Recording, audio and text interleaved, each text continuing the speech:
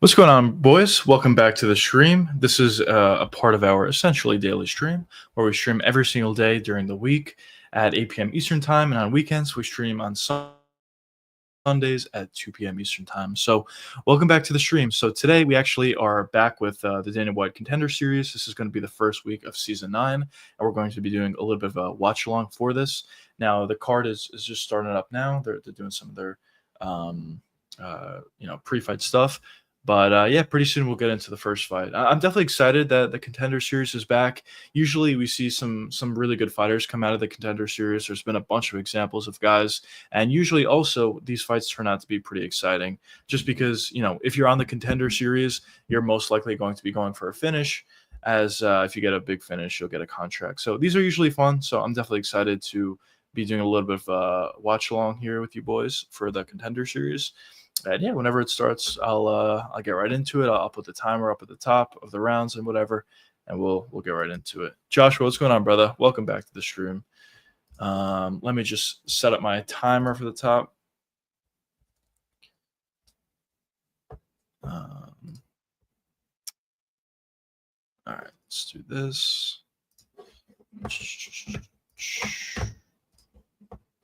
But yeah, definitely excited the Contender Series is back. Definitely fun. All right, we'll do it like that. All right, we're all set and we're all ready. Now, in terms of any news that came out yesterday or in between the time we talked yesterday, really nothing has come out in terms of news or anything. Obviously, the big news is still the UFC signed with Paramount officially. They'll be starting their contract or their partnership in 2026. So that's definitely going to be fun, and that's going to be interesting. As I said yesterday, I think it's going to be positives all around. We'll see how it pans out. Maybe it will be a little bit better than we think. Maybe a little bit worse than we think. You never know how these contracts or these new broadcasting deals are going to look until we actually get to them. So I guess only time will tell on that. But early thoughts on it is I'm definitely very happy about it. Now, outside of that, also Hamza Chimaev got his own custom shorts. They look kind of weird to me. I didn't love them, but that's the big news of the day, that Hamza Chimaev got his own custom shorts. So obviously a bit of a slow news week, or news day, I should say. But also on top of all that, it is fight week for UFC 319. I would say this is probably the most anticipated fight of the year so far, at least on paper. Dricus and Hamzat, and then the rest of the main card and the rest of the card in general is honestly really, really good. So a lot of good things to look forward to this week. Now back with the Contender Series. We'll see how this card plays out for us today. Hopefully we see some fun fights, some big finishes.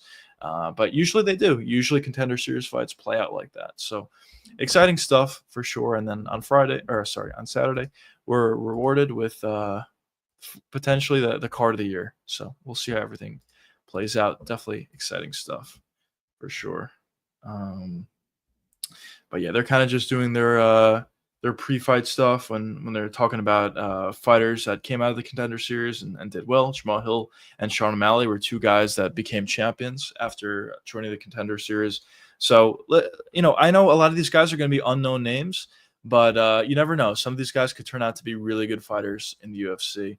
And there's definitely been a lot of examples of that. I mean, JDM is another example of a guy coming off the Contender Series that turned out to be a really good fighter. So there's a lot. There's a lot for sure. Is my computer tweaking? Oh, man. All right, I think we're good now. I think the first fight tonight ends in a KO. Mangoes by subs. Let's go. Yeah, I don't personally know much about these guys. I'm not going to pretend like I do, but I'm definitely excited to see how these guys look, and hopefully some of these guys will be UFC level. There's been a bunch of examples. MB, what's going on, brother? Welcome to the stream. The chilling guy, it's really big. Let's go. Oh, popularity-wise, let's go. Hopefully it turns out to be good. Listen, it's always a great thing when we get new prospects added to the UFC, legitimate prospects added to the UFC. So I'm excited. I'm a fan of the Contender Series overall. Oh, that's interesting. We'll see how his grappling looks. When you're training with guys like Arman and Hamzat, I mean, it's pretty good company, so we'll see how his grappling looks in there. Hopefully we're going to see some things. And as I said, honestly, I don't know much about any of these guys on the Contender Series this week. But next week, I know we have a heavyweight prospect that a lot of people are excited about. We'll see how he looks next Tuesday. But in terms of this week, kind of going in blind here, but hearing good things about some of these guys, so I'm excited about it. A few years from now, we'll remember a lot of these people. Let's go. Let's go. I'm excited about that.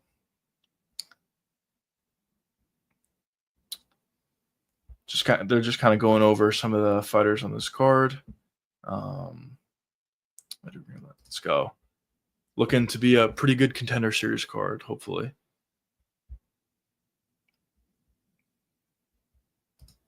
But let's see the full list. Let's see.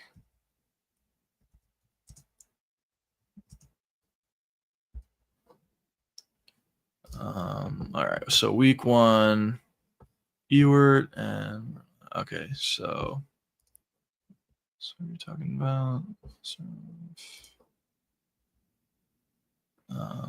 Okay, yeah. There's definitely some good fights in this card.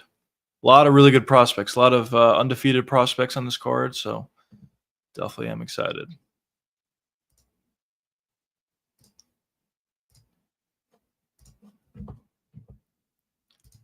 What's going on, brother? Welcome to the stream. You got Hamzat or Dricus? I personally have Dricus. I just think he's going to survive round 1, and as the fight progresses, I think it's only going to get better for Dricus. And I think, honestly, we could see a finish in round 4 or 5 for Dricus.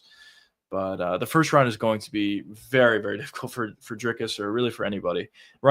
I've said this a bunch of times, but round 1 Hamzat is literally the best fighter of all time, probably.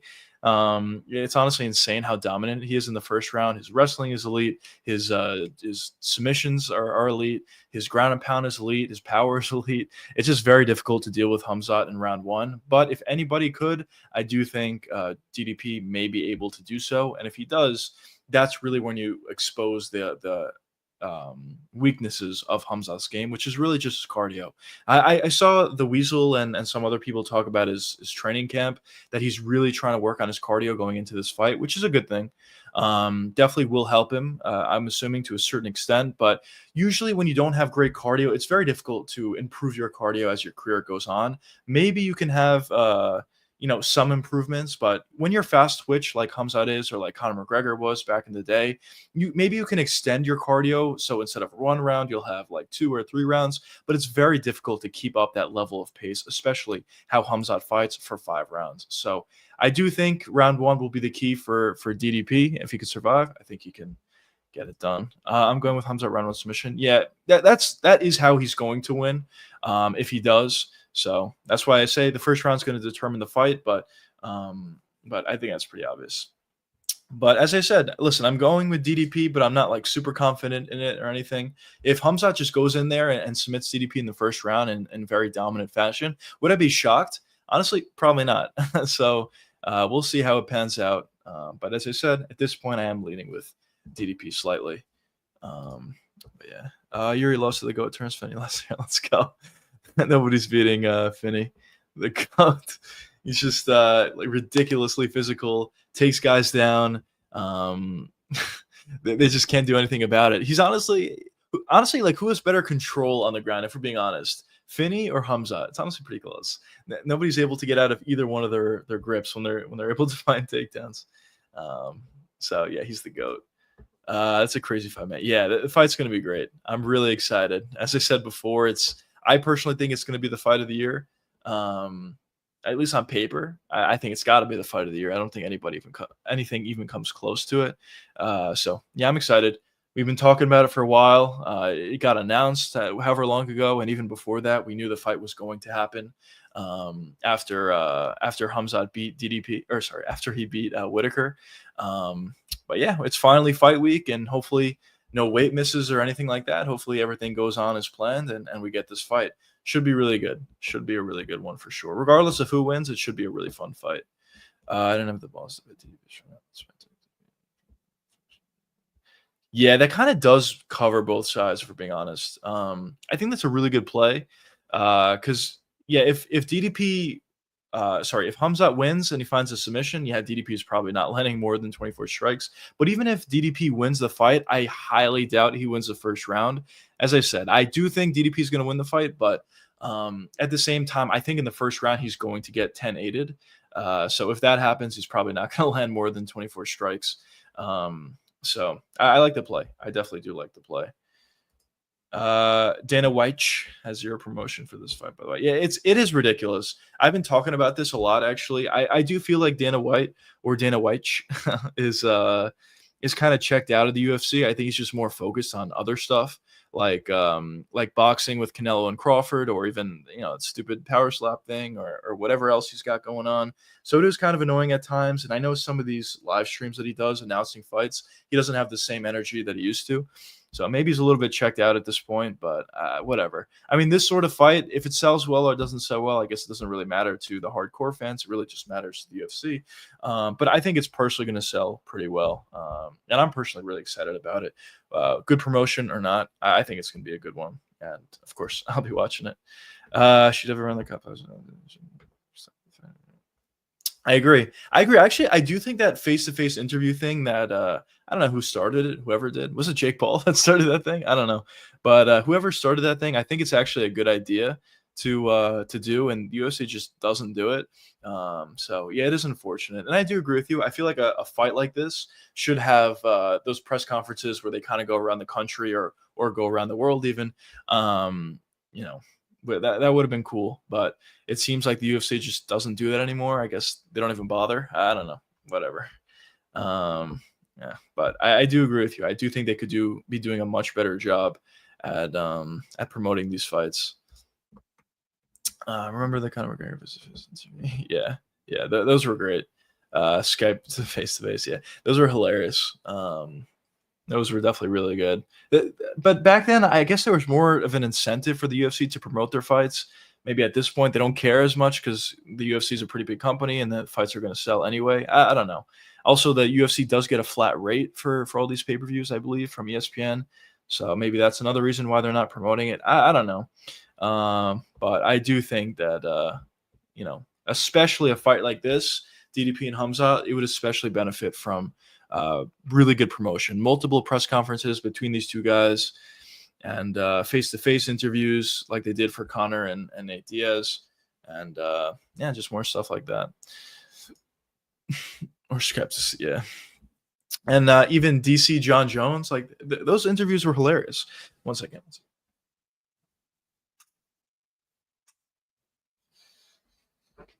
But but yeah, it is unfortunate.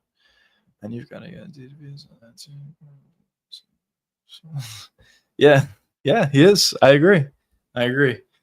Usually he's really good in press conferences. He's made a couple guys back to back cry, Izzy and Sean Strickland. So I definitely think you have a star here in DDP, and I think he can be a bigger star if the UFC actually pushes Guy a little bit harder. So yeah, it's unfortunate that they don't push the guys, but I don't know. What can you do? I guess really the only way they push these guys is when they post their little videos on YouTube, showing their fights or whatever. That's really the extent of their promotion, but it's not nearly the same as what it used to be, which is unfortunate. But as I said, I think this kind of fight is going to sell well anyway. The fight kind of sells itself. The hardcores are obviously going to be watching this card. Even some casuals, I think, are going to be watching this card. Hamzat is a relative star, I would say, and DDP, I would say the same for. So it's good. And also, these guys are both undefeated in the UFC. The fight really just sells itself.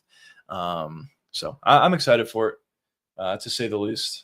I'll definitely be watching. But yeah, we got these guys walking out at this point. And we'll see how this fight goes. I'm excited.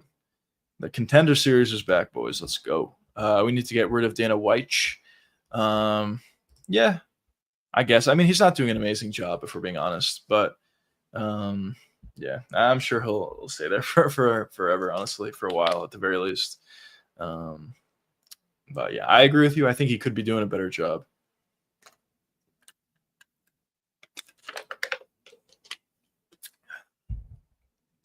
Oh, should the Contender series back? Yeah, it's back. First week today. Season 9, I believe. These boys are just walking out at this point. We'll get right into the first fight.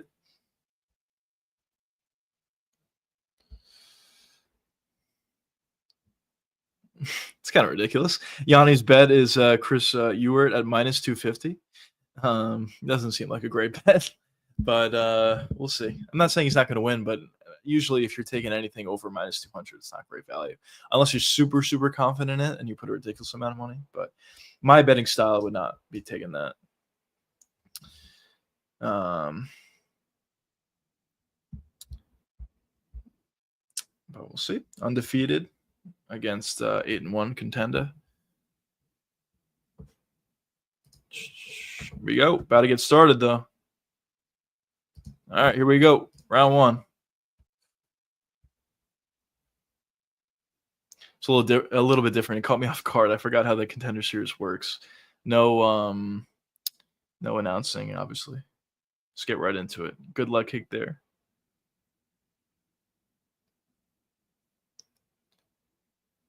A little bit wild here from Ewert. Nice kick there. Or Ever. Nice right hand for Ever. He seems like a little bit wild, but we'll see how he looks. He does look a little bit wild here. Nice right hand over the top by Yuri.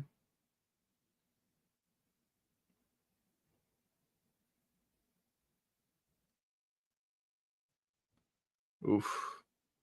Nice right hand for Pamfarov there. Nice jab. Nice right hand again. That was a nice shot. There we go. He's putting on him here. Pamfarov is pushing him alongside the cage, putting punches together in combination, doing nice work. But, ooh, nice left hook again. Yeah, in boxing range, he's a lot better, it does seem. Ever with a nice knee to the body there. That was nice. It does seem like Ever is much better at space here, but when they get into close boxing range, he's kind of getting pieced up a little bit. Oof. Pamfarov is looking like the cleaner striker to me. Nice leg kicks though there. Oof, nice body shot for Pamfarov.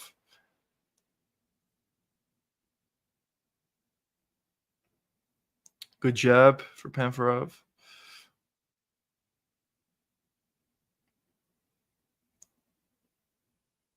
Oof.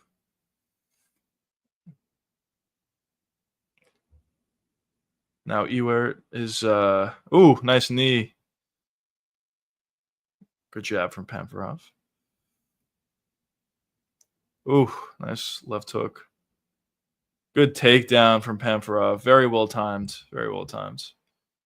You over TKO is good value. Minus 150, I think. Oh, that's interesting. I think they've always forgotten how to promote themselves. I feel like it was. Yeah, honestly, this honestly could be a good point. Or it's either this or he's just checked out. I think it's one of the two. But I could see that. Can't believe Finney beat Pamfarov. Yeah, honestly, good win. He's looking pretty good, Pamfarov, so far. Very slick with the boxing, and obviously now he's on the back here. Looks like he's going to get turned into. Nope. Good control thus far for Pamfarov. Still on top. Now he's got the back again. Pamfarov got the hooks in. Yeah, he's trying to flatten him out, maybe threaten submissions or land big ground and pound shots. Almost in full mount for Pamfarov. He's doing good work here, honestly, both on the feet and on the ground.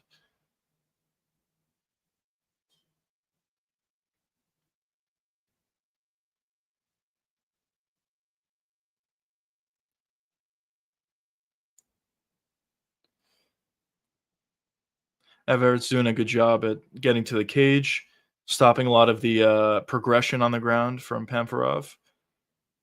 A little bit of a stalemate here, but honestly, good work from both guys.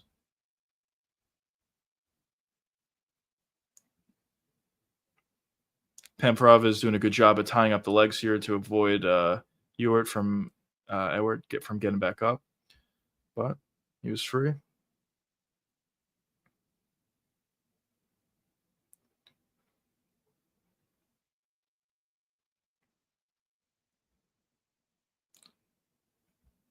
Pemprov is kind of all over him at this point, both on the feet and as well as on the ground. He's doing good work. Looks like a pretty solid fighter.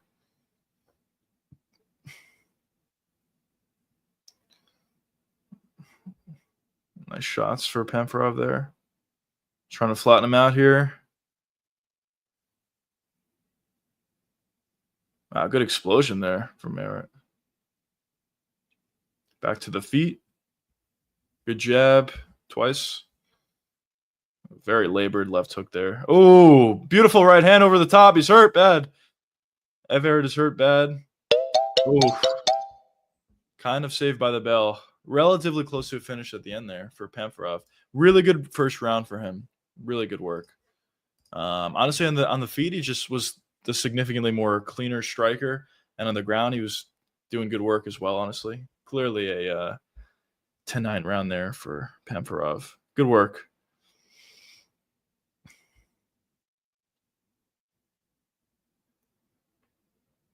Yeah, just a lot more put together. But Everett landed some shots for sure. Chileans have pretty good chins all around. Yeah, they do. Yeah, he was he was very relatively close to getting finished at the end, but yeah, definitely a good chin. Oh, look at that beautiful right hand over the top.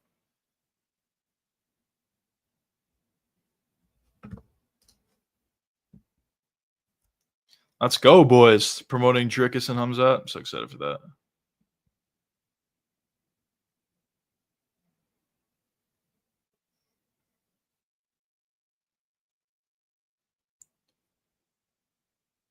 Here we go. Start of round 2. Oh, here we go. Oh, I think that might have been checked. Everett's coming out heavy here. Oh, beautiful right hand. Oh, he's hurt. That right hand of Pamfarov is beautiful. Beautiful combinations here. But Everett is just staying in. He's got a good chin. He's proven it. Just staying in there and surviving. Landing a couple shots back. Oh, beautiful left hand. Oh, beautiful left hook. Pamfarov in on a takedown here, though.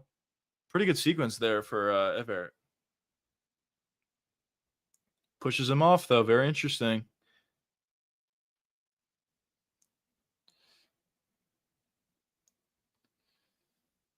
Ooh, nice leg kick there.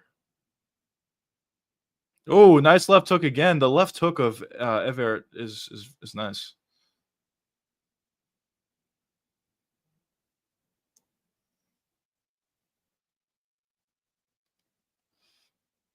Oof, left hook there comes up short. Again, that time was blocked. Pamfarov was doing really good work until he got landed on with the left hook. Ooh. Now Pamfarov is on the gas here. Oh!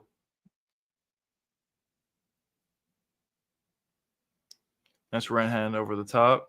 Couple shots. Pamfarov has nice striking, man. Really good striking. Beautiful punches in combination.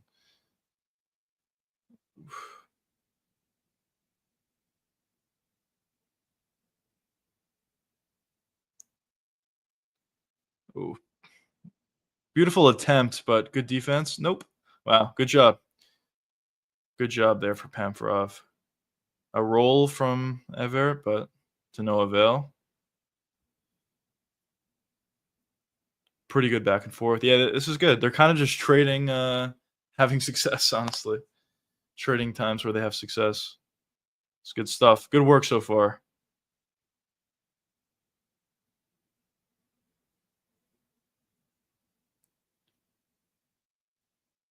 It's good. Those shots are good. Good shots there from Pamfarov. This is a very back and forth fight. This is good stuff.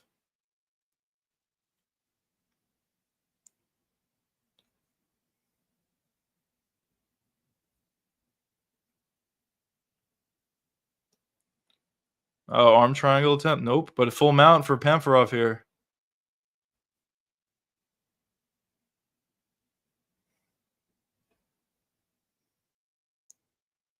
Everett is going to need to explode here if he's going to get out of this position. But also, Pamfarov doesn't want to waste this opportunity. He's got to land ground and pound shots here.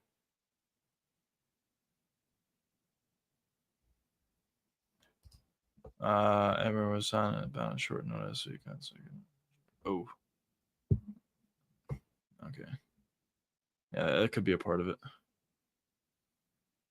Again, Jackson. Again. Oh, okay, okay, okay. Yeah, yeah. Yeah. Oh, okay, okay, okay, okay. Yeah, yeah. Yeah, I remember that. Yeah, he missed weight by like a ridiculous amount, right? Something ridiculous. But he's got another opportunity on the contender. But he's losing at this point. He definitely had some moments though. Good utilization of the hooks from Pamfarov here. Just really good control. His boxing obviously is his main go-to. I think it's pretty obvious watching him fight, but his grappling looks pretty good. Body triangle here at the very end. It's going to be tough to get out of this. Yeah, 10 pounds weight miss. Yeah, that's insane. 10-pound weight miss. Ever's trying to just turn into this. The body triangle is no longer there. He's trying to turn into this. Running out of time here. It's definitely running out of time. He needs to do something big in these last 30 seconds or so.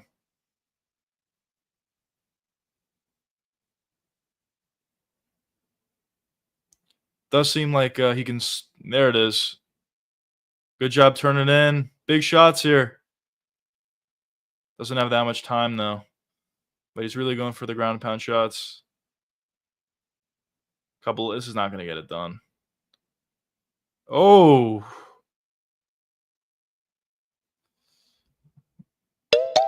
there it is.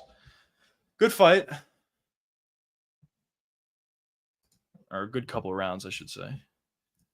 Going into the third. Definitely, I would say it's definitely 2-0 Pamfarov here. Definitely some back and forth action though. Both guys did have success, but Pamfarov is, I would say, is doing better. 2-0 year. Let's go.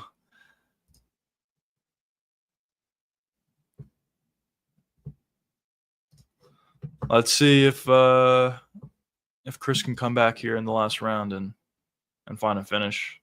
Does seem like he hits pretty hard. It seems like I would say from watching this fight so far, I don't really have any information on him prior, but I would say he looks a little bit wild to say the least on the feet. But his best weapon, I would say, is probably his left hook. He's landed a couple times on Pamfarov, so if he is going to find some sort of finish here, it's probably going to be by the left hook.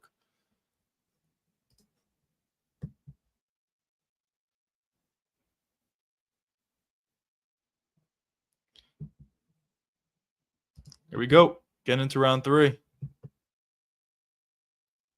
Pamfarov loves it. He's having a lot of fun. I think that might have been oh, beautiful right hand over the top for Pamfarov. Insane shin eating that shot. Oh, here we go. He loves to be out there, Pamfarov. He's loving it. There it is. Left hook. Oh, beautiful shots here to the body. Takedown attempt.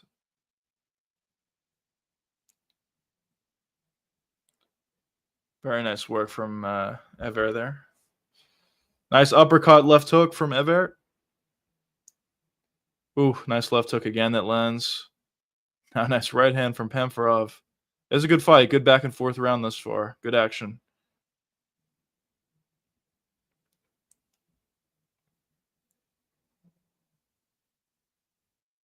Oh, beautiful takedown from Pamfarov there. It was a little bit too easy, I think, but good takedown.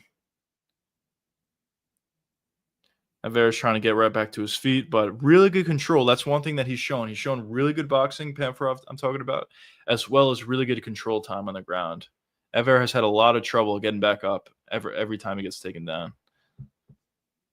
But he's alongside the cage here. He's got a knee free. He's going to try to utilize the cage to get back to his feet. We'll see what he's able to do here.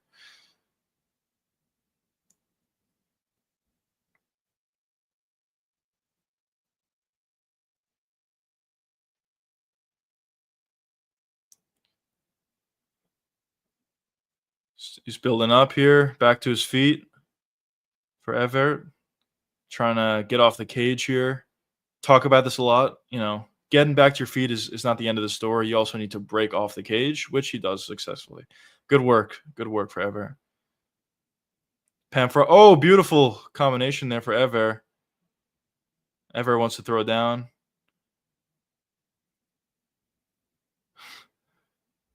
Pamfrov looks a little bit tired, a little bit more tired than he was, but he still looks like he's there for sure.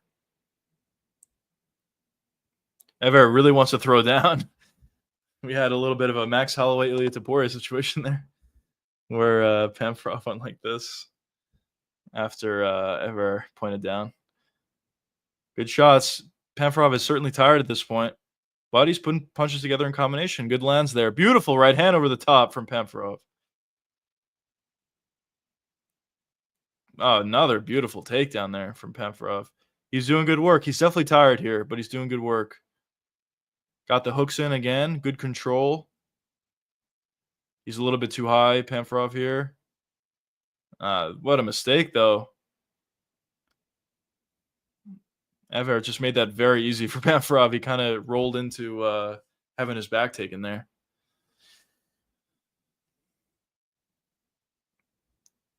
You got a body triangle here at the last final minute 40 and change left. So this is going to be difficult to get out of this sort of situation. Let's see what Pamfrov can do here. Yuri's much more. Yeah, I agree. He's a lot more well-rounded and technical, both on the feet as well as on the ground. He's good. He's good. Honestly, pretty good victory for Finney, for being honest.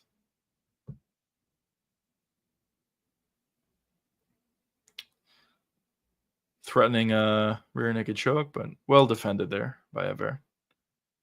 DC said something. I think he's right. You saying Ever is just like a step behind. It does kind of feel that way. He's just a little bit of a step behind here.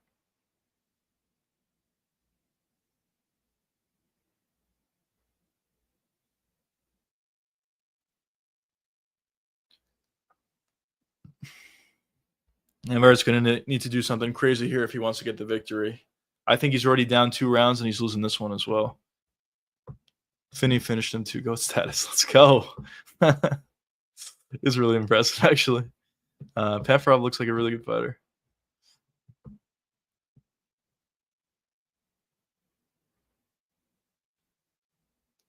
Oh. Solid work from Ever. Beautiful knee up the middle.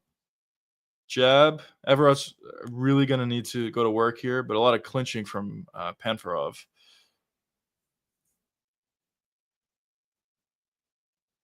Last 10 seconds.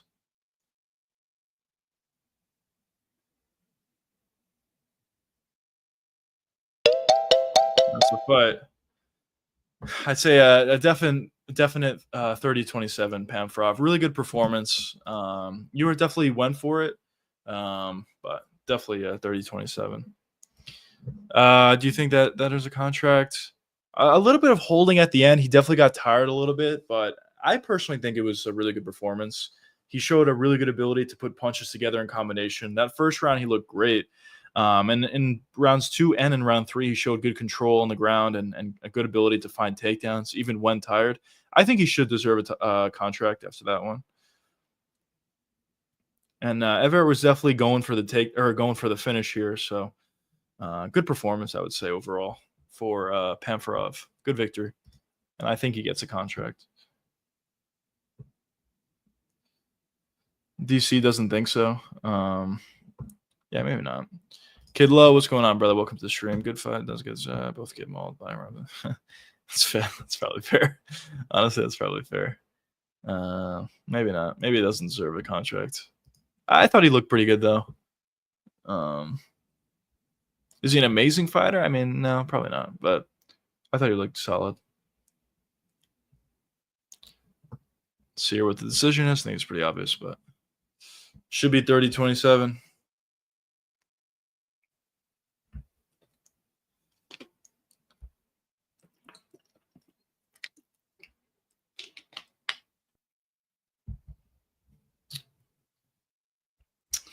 There you go. 30-27 victory for Pamfrov. Good performance, I would say, overall.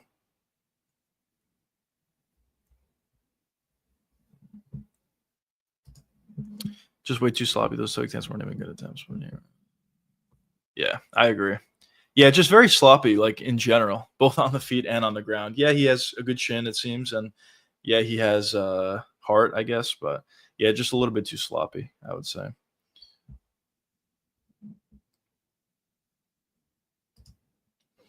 But yeah, DC's talking about it. I think he has a good point.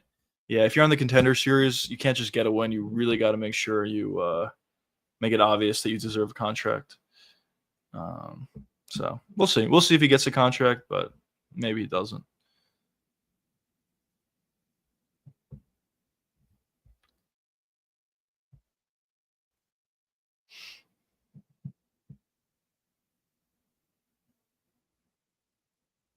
First win that's gone the distance.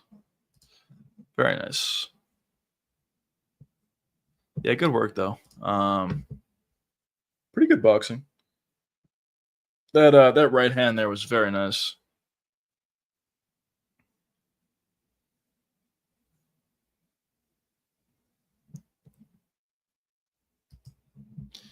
He didn't put it for finishes at all when he got him Murray, just all on gamble.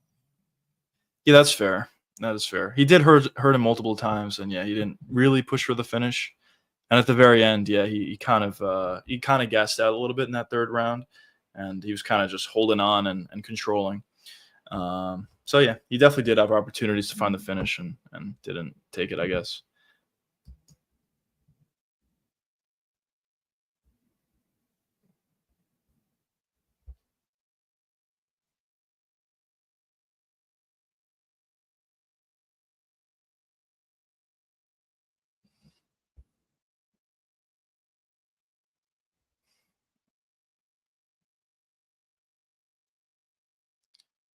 Thinks he deserves a contract. We'll see.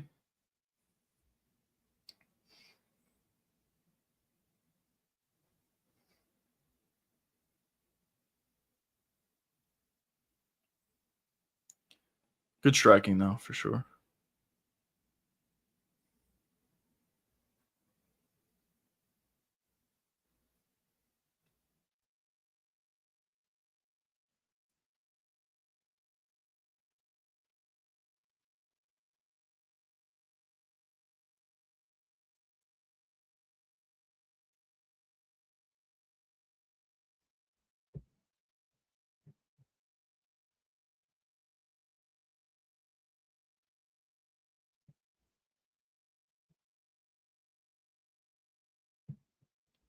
Pemprov says he deserves to be there. He hasn't shown all of his skill.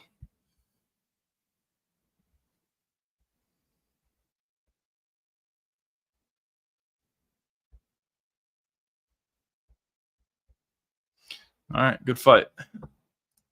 What do we got next? What do we got? 5 fights in the Contender tonight. Yeah. Yep. Next we got George Mangos. See how he looks. I've heard a lot of hype about him around his name, so let's see how he looks in this one. What is this featherweight fight? Um, what's going on, brother? Welcome to the stream. When's he fight? He's fighting right now, I believe, or he's about to fight.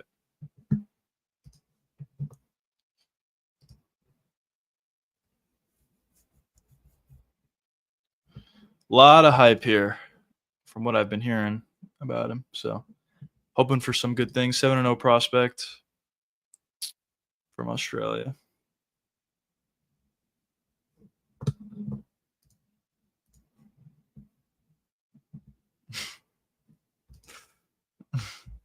And she there. Mangus by sub 1 or 2. Let's go. Let's go.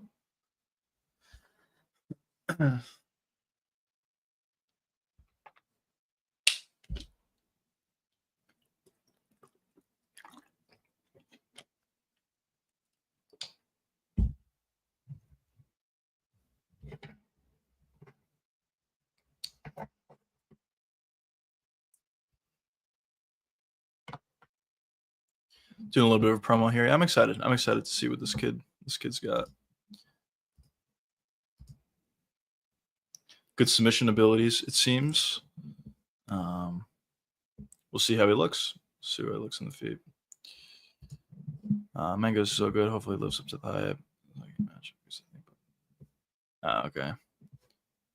Yeah. Well, it'll definitely show if they're both UFC level. It'll definitely show whoever wins the fight. Would certainly be deserving of a contract.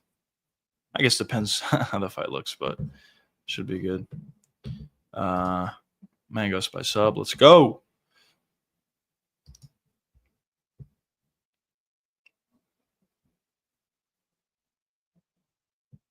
Excited to see it.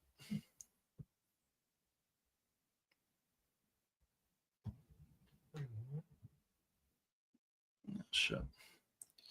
1 second, boys. I'll be right back.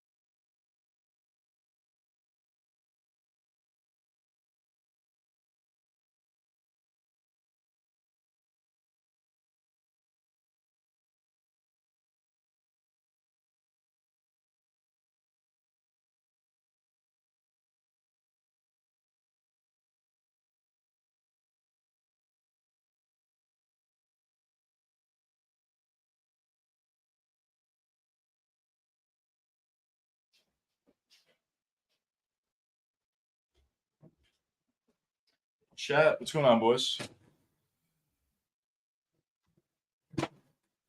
Apologize for that, but we're back. Now, obviously, the ESPN app is behind. All right, now we're good. I agree. I think both of them may eventually. Let's go. Let's go. These are the best sort of matchups, honestly. When there's two UFC caliber guys on the Contender series. I mean, listen, they could sign both guys depending on how the fight looks. But we shall see. I'm excited for this.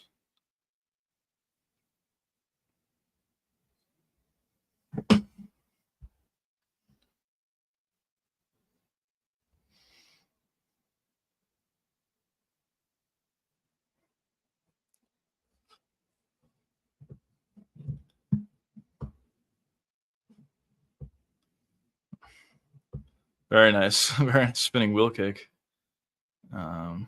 That De Silva landed there.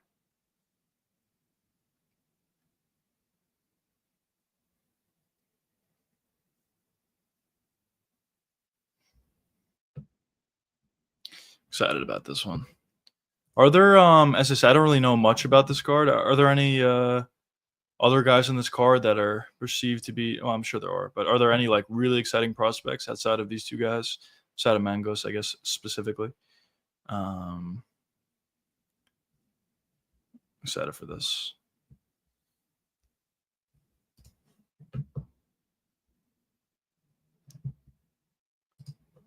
Let's go. Let's go. This guy's athletic as shit, bro. Oh man. Sorry, I gotta say. Yeah, so I heard that he trains with Hamzat and Armin. It's a pretty good corner. Or not corner, but pretty good guys to train with for sure. Here we go. George Mangas.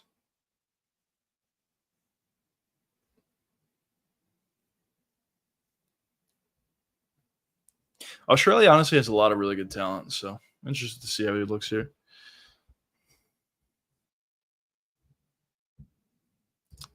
Hamza's training partners. Let's go. Let's go. That's fire. That's fire.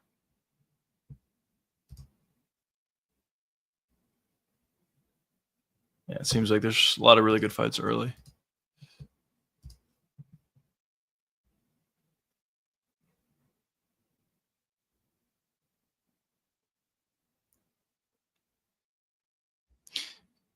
Yeah, that's really what you want. Obviously, you really want to be well rounded. Obviously, it's very honestly, it's very rare that you see a guy that does something very very well and has a lot of success with it.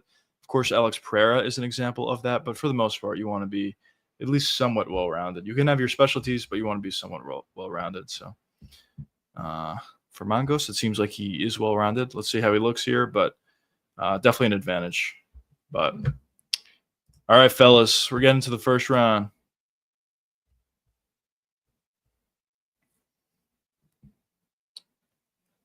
21 years old as well, 7-0 record for Mangos.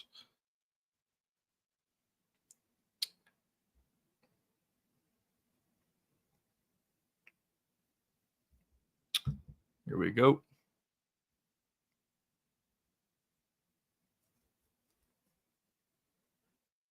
All right, here we go. Round one. Very, very athletic from De Silva, it appears. Very fast and athletic.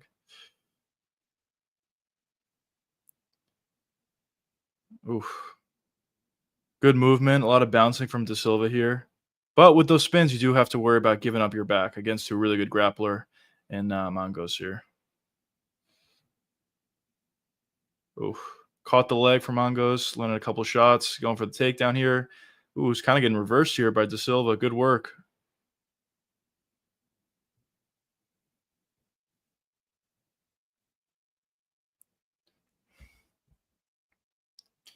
And kind of a 50-50 spot here. De Silva did a good job at stopping the takedown. Now he's on his own takedown. Let's go, Mangos. Let's go. Now De Silva gets the takedown here.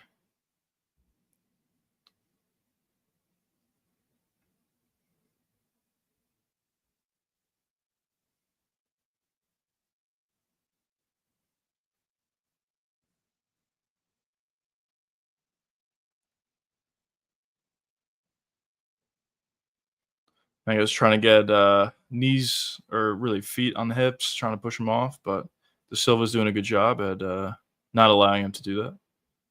Trying to step over here, but doesn't look like he'll be able to for De Silva.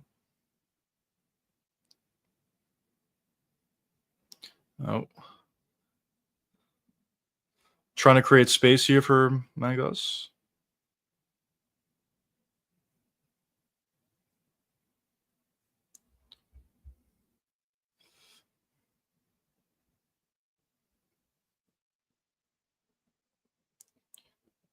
Potential roll for Mangos there. Wasn't successful. It's just grappling so far. Some big shots there from De Silva, though.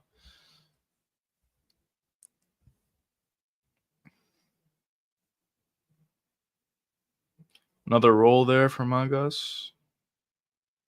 But it doesn't look like it's going to be successful there. Yeah,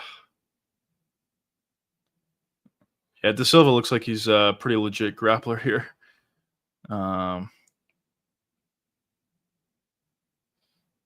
Mangos, yeah, he's just kind of honestly, it does seem like he's stepped behind, but he's in on a potential armbar here. He's out.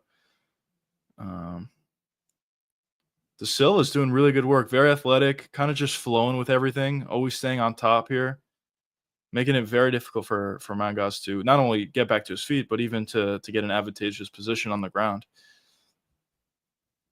Not too much damage or anything from De Silva, but he's flowing very, very nicely here. John, what's going on, brother? Welcome to the stream. Just doing a little bit of a watch along for Dana White's Contender series. We're on the second fight here, Mangos and De Silva.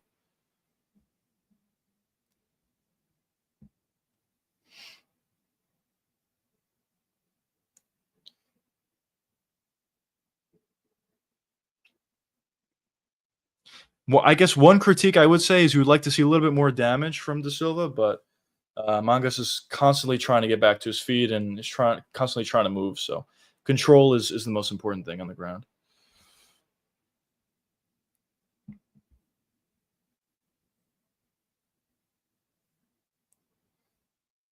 Yeah, I mean, DC is right. He's kind of saying he wants more damage here, or more potential submissions, or whatever, more action. And I agree. You're not going to get a contract fighting like this. Although it is impressive, good at scrambles and whatnot, but it's going to be tough to get a contract fighting like this. But Mangas is back to his feet here. Let's see if he can break off. Nope. Gets taken down again. Good grappling from De Silva here. Silva's trying to get into mount here. Mangas almost trying to get on. Oh, he got the back. Oh, nope. Good scrambles. Good scrambles for De Silva here.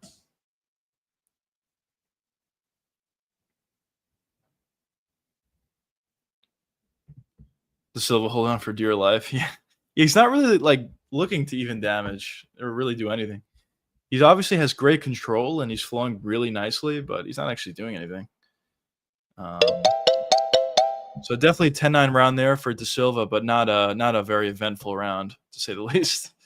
But I guess he's trying to get the victory. It's just going to be, you're not going to get a contract fighting like that.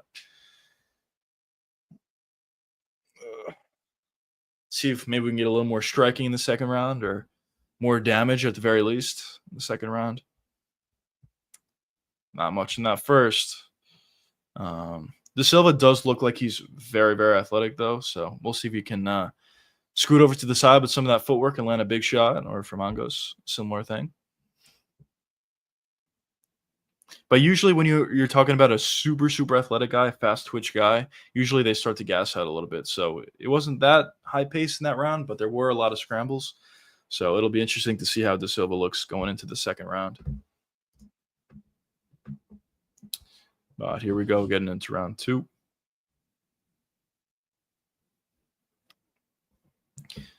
UFC BJJ. Maybe we'll do a watch along for some of the UFC BJJ if we have time.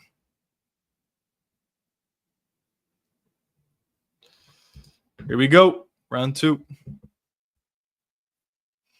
Leg kick there from Mangos. Right hand over the top, right into a takedown from De Silva. Very athletic, very impressive, but let's see if he can do any damage here.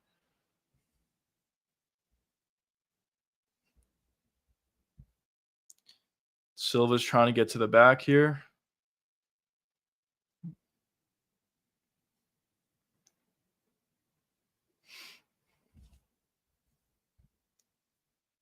Couple of shots there, nothing too significant.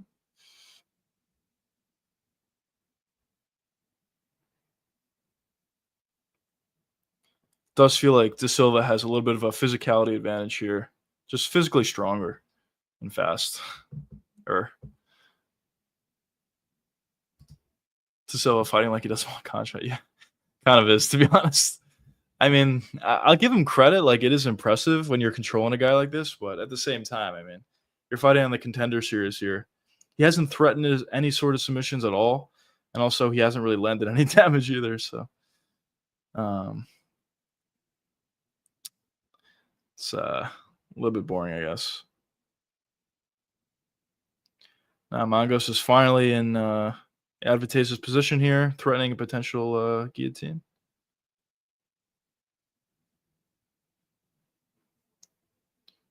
Yep, yeah, he's going to get taken down again here.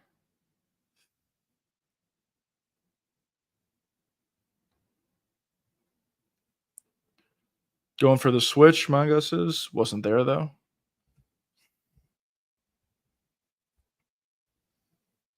Mangos is trying to get on top. That was a nice transition to the back. Mangos is on the back here, landing some big shots. Mangos finally has an advantageous position, locks in the body triangle. Let's see what he's able to do here. He's got 3 minutes switch to work with.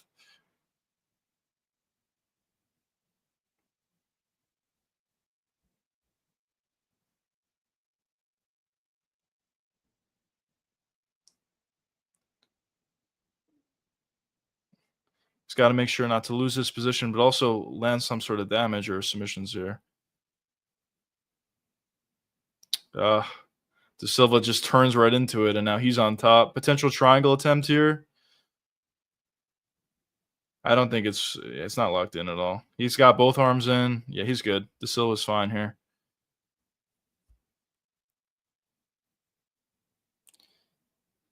Silva's fine.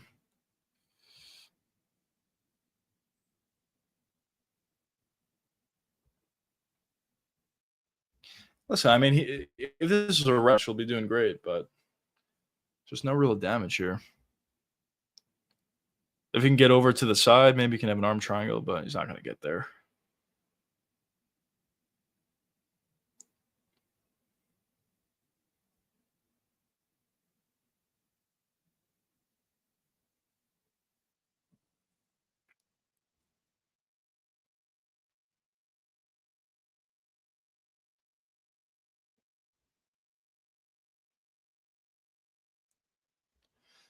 Yeah, it's not a great fight, boys. To be honest, it's not a great fight. Let's go, John. Ah, man, spicing it up a little bit, John. This fight's not great. It's just Mangos is just like a little bit a step behind in the grappling, and De Silva is doing a great job at flowing. As I said, he's just not really doing anything in terms of damage or anything. Mangos actually landed more damage and threw more subs this round. Yeah, he has. I don't know. Do you give him the round? I mean, it's not like he did any like significant damage, but De Silva. I don't know if De Silva landed a punch. Well, as I said, that he landed one, but not anything of value there. This is weird. This is a weird performance. Um,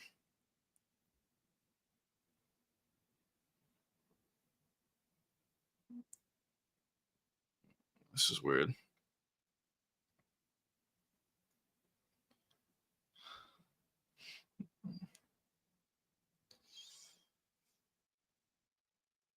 Yeah, this is weird.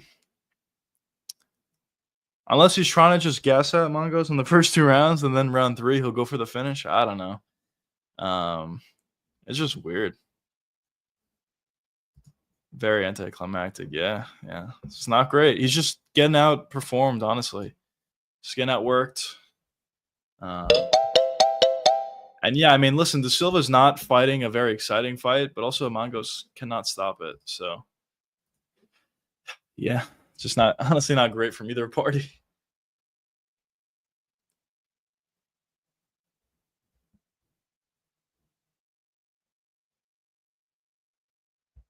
Literally no damage either way to the start of the fight, as you said, Joshua. Probably Mangos landed the more damage in the entire fight, but it was like literally like two shots, and they weren't that significant.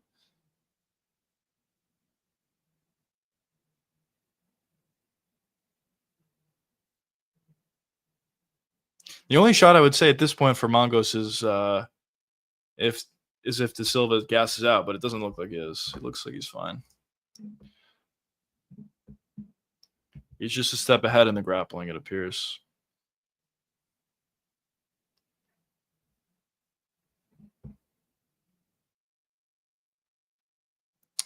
UFC Shanghai coming up soon. That's going to be a good one. That is definitely going to be a good one, boys. I'm excited. Pretty stacked or pretty deep card, honestly. Here we go. Round three. Let's see. Can anything change here? Can Mangos get it going a little bit more? Will De Silva look to land any damage? These are the questions. Mangos is on the front foot here a little bit. Oh, beautiful knee. But he still gets taken down. That was a beautiful knee. That was by far the most damage of the entire fight. Let's see if Mangos can get back to his feet here. De Silva takes the back for the 20th time, but is he going to do anything about it? Probably not.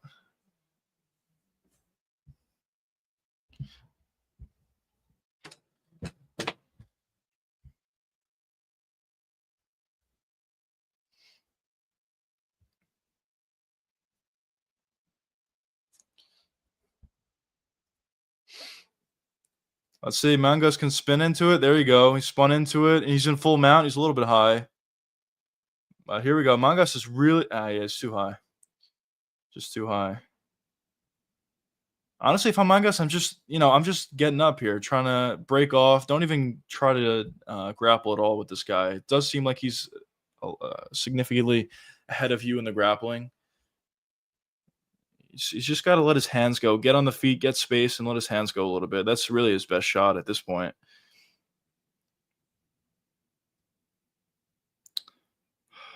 There we go. He got taken down again.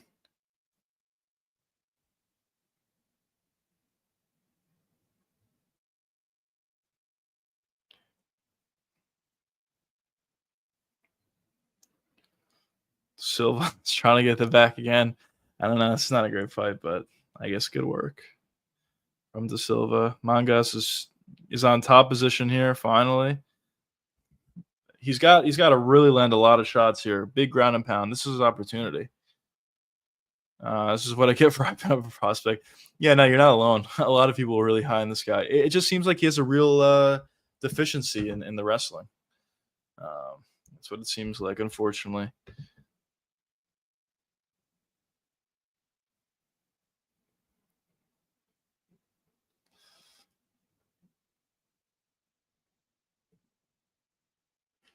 Let's say full mount.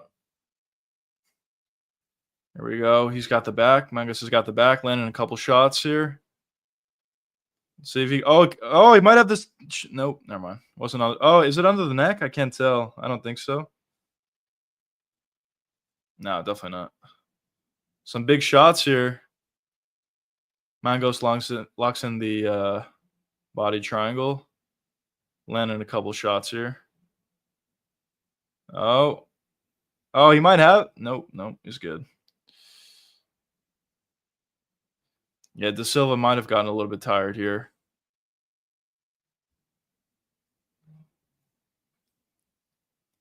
Mangos landing a couple shots here, going for the rear naked choke. It's going to be difficult, honestly, to get it at this point.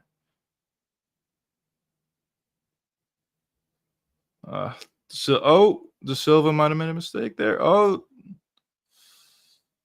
no, it's not there. Mangos is at least trying for the finish. Yeah, he's at the very least trying for it. De Silva is just trying to get a decision victory where he just out grapples or out wrestles really for the entire fight. So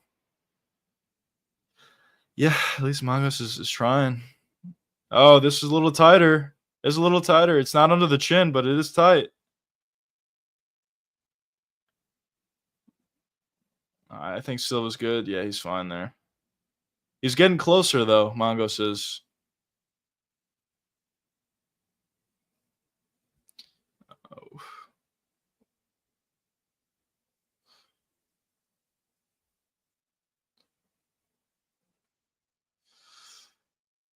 Oh. Oh, keeps letting go of it.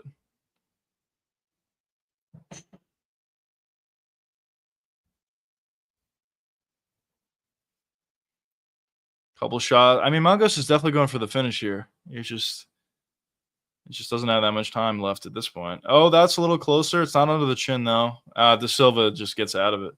De Silva explodes out. Now he's taking Mangos down successfully, and that'll be it.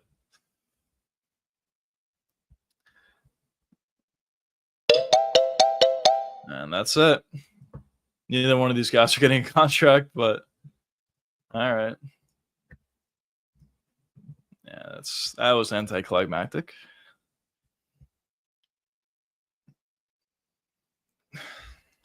I don't know. It's a weird game plan just because Silva's he's not getting a contract with that.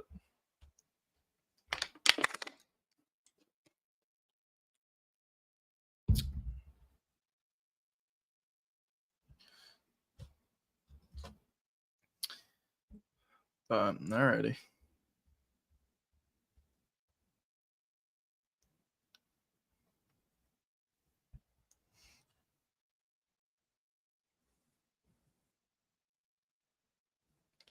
Yeah, the most amount of damage was definitely done by Mangos in that fight.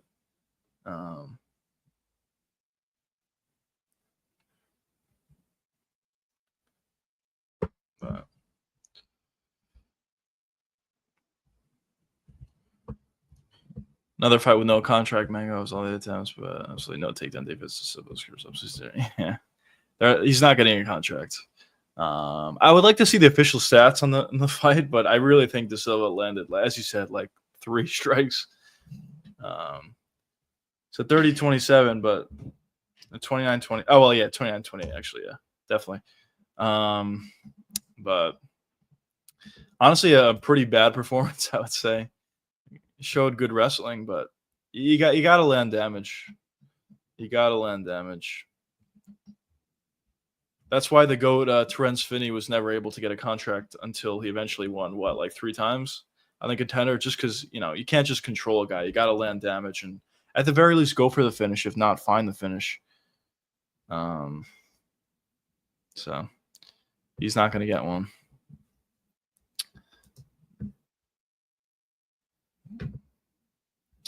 Who do we got next? This one. Okay, we got our boy Armin's training partner and Hamzat's training partner up next. That's going to be interesting. Hopefully, we see a good performance here. You want to earn a contract on your fans with that? Yeah, that was just bad, man. Or I don't know if it's bad, but it was boring. Definitely boring performances.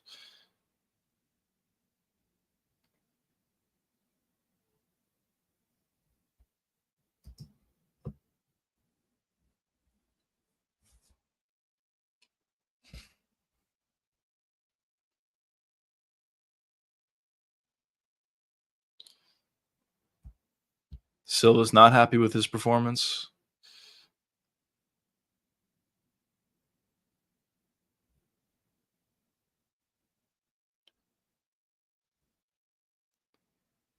De Silva essentially knows he's not getting a contract here. He thinks he's going to get another opportunity. He's going to fight again on the Contender. Maybe put on a better performance. Yeah, it wasn't great. I don't really know what his game plan was, though. Just maybe he thought he would be able to find a submission, or I don't know. But he had Mangos's back like literally 40 times in the fight, and he didn't really threaten submissions or didn't really land any ground and pound shots at all. So I don't really know what his game plan was going into the fight. But yeah, I mean, he definitely won. I'll say that. After this guy's next hit, let's hope for this. Yeah, let's hope. So we see something good. I mean, listen, if you're training with Hamzat and Armin, you're definitely in good company. So hopefully we see some good things. The first fight of that I would say was pretty good. This last fight was pretty bad. We'll see where it goes from here, though. Hopefully some guys are actually going for finishes in some of these upcoming fights.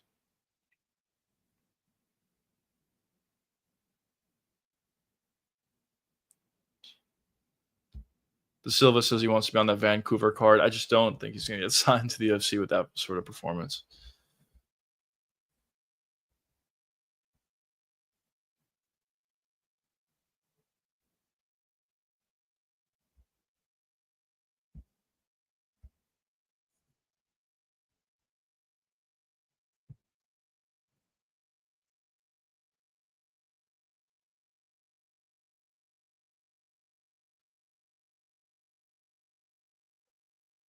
De Silva says he can compete with the best of them. At least Homer Simpson is about to get finished. Oh, man. That's interesting. Yeah. There's a lot of fixed fights, honestly, in that part of the world, I'll say. But yeah, he does honestly really look like Homer Simpson. It's hilarious, actually.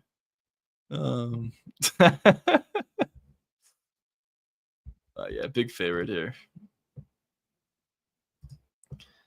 It was exciting. Yeah, that was kind of funny, actually. Did prove that he's not very exciting. You ruined their name. What the fuck?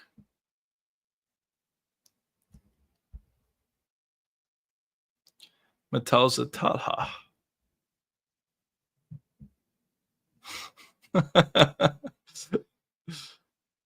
Yeah, human version. Let's go. 8-0, 7 knockouts. Let's go.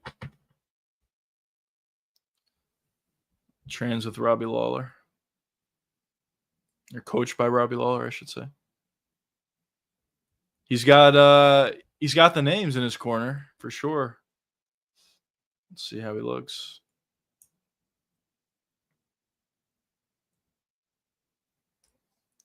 There's honestly a lot of really good fighters that came from the Contender series. It's a pretty good product, I would say. It just sucks when you see some guys don't go and look for the finish, like in our last one. But watch him just be a marauder and chucks him out. Let's go. That would be hilarious if this guy turns out to be like elite. That'd be kind of funny, actually. We'll see. We'll see how he looks. It could be the start of the Homer Simpson of the UFC, or of the human race, honestly. But oh yeah. Oh, here we go. Yanni the Greek is back.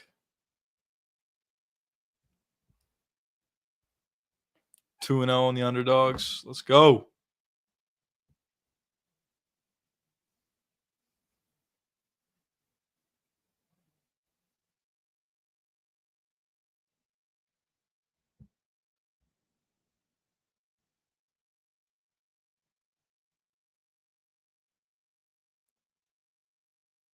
He's going with Homer Simpson here.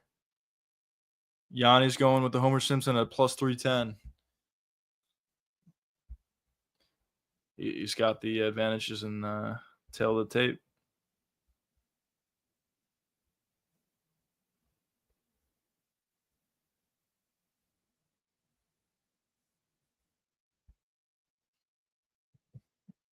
There we go.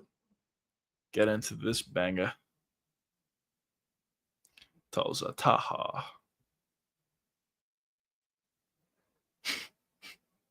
Oh man, the resemblance is uncanny. It's honestly hilarious.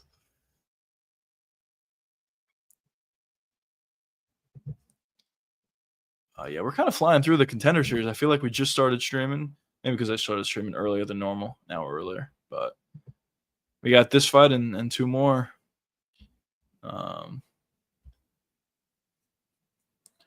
Flying through the card.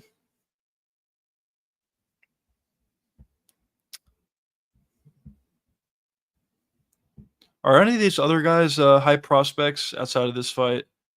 In the main event, either one of those guys or the co-main event, I guess. Curious.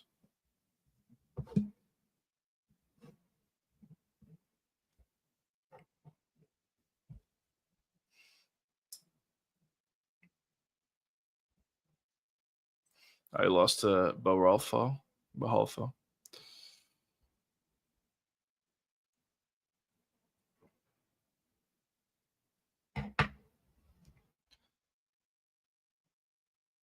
Get into it, boys. But this is a good week. This is going to be a good week for sure. Contender right now, 319 later this week, or weekend, I guess. Next week, UFC Shanghai. Are you boys going to be waking up for Shanghai? What is it? It's like going to be at like 2 a.m., right? The prelims. Prelims are going to be at 3 a.m. Eastern time. Unfortunate time. I really want to see some of these fights. I mean, I'm not going to wake up, or not even wake up. I'm not going to stay up late to watch some of these earlier fights. Even Michelle Pajeda versus Kyle Dawkins, I'm probably not going to stay up late or wake up early for. But one fight I really do want to watch on the prelims is Loner Kavanaugh and Charles Johnson. That should be a really, really good one.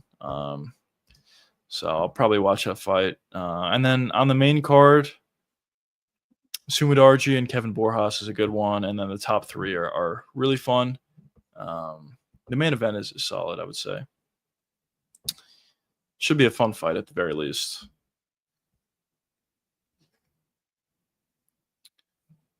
But yeah, I'm excited to see what this guy can do, though. Train with Hamzat and Arman.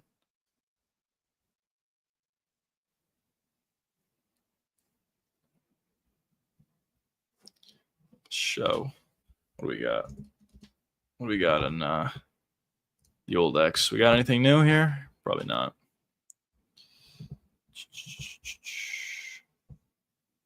Carlos Vera out of UFC Noche. Oh, that's good. Another fight from UFC Noche falls through. It's not like that fight was any good anyway, but um, I don't know. I don't know. What are they gonna do with this card for UFC Noche? I'm hyped for Aljo Ortega. Aljo's is beefy at flyweight. Yeah, he's good. I think he figures it out in the end. I think he utilizes leg kicks on the feet, maybe lands a couple shots with the hands on the feet. And in terms of the grappling, I just think he's probably going to be a step ahead of Ortega. Ortega has insanely good jiu-jitsu, but Aljo has great jiu-jitsu and he has great wrestling. So I think he's going to be a little bit of a step ahead in the grappling. We'll see how it plays out. And even on the feet, I do think Aljo could have success by utilizing leg kicks and footwork, which is kind of what he does a lot of times on the feet. Maybe a little bit of action with the hands, but for the most part, it is range and kicks. So I think he'll win in the end, but I think overall this is a really, really good fight. It's probably going to be a fight for the hardcores a fight that the hardcores are going to be interested in. I don't think too many casuals are going to be be seeing Aljamain Sterling and Brian Ortega and are going to be losing their mind, but it's definitely going to be a really good fight for the hardcores.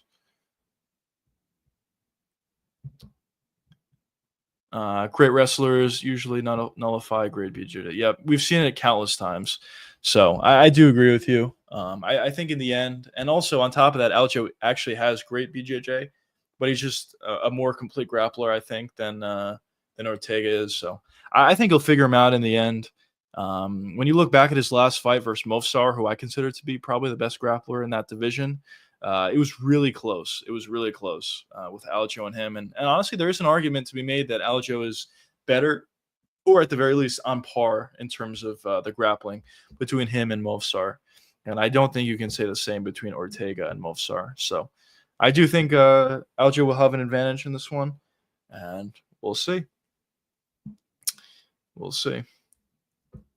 But yeah, the boys are walking out at this point. Chechenian.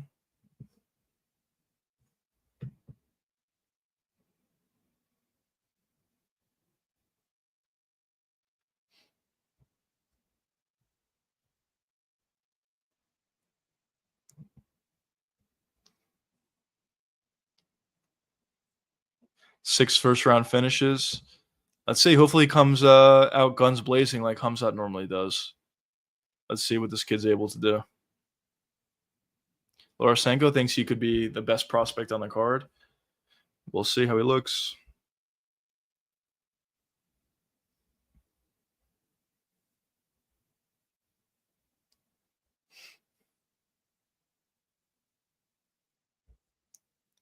Great knees, apparently, from this kid. That's weird. They weren't allowing him to drink water. That's weird.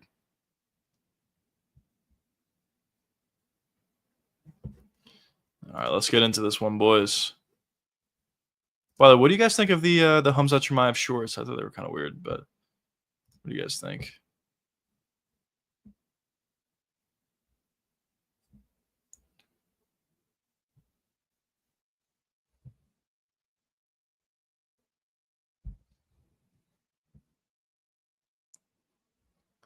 See what Susurkaev can do here.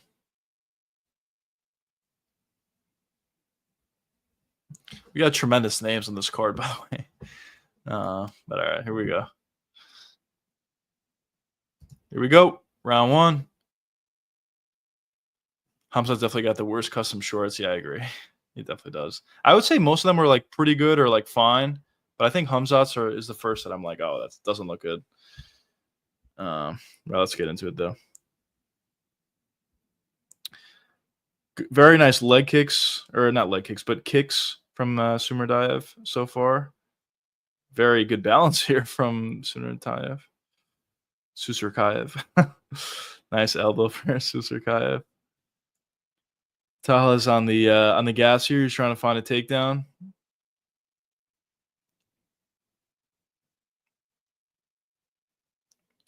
Let's see. I talk about this all the time, but Susurkaev has to get off the cage, not just stop a takedown, but also get off the cage. Let's see if he can do it. Talha's obviously got both underhooks here. It's going to be tough to break away from this. Let's see. Bunch of pity-patty shots from both of these guys. Knees, some weak shots to the head.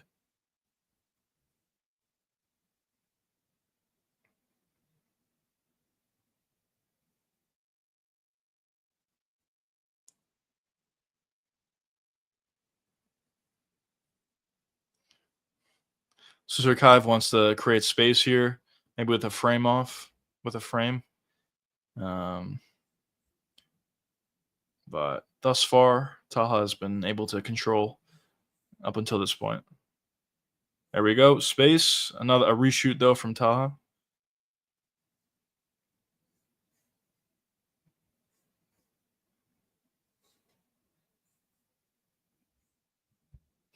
Yeah, good elbows. Couple shoulder strikes here for Susarayev. Taha lost to Bellato by KO. That's interesting.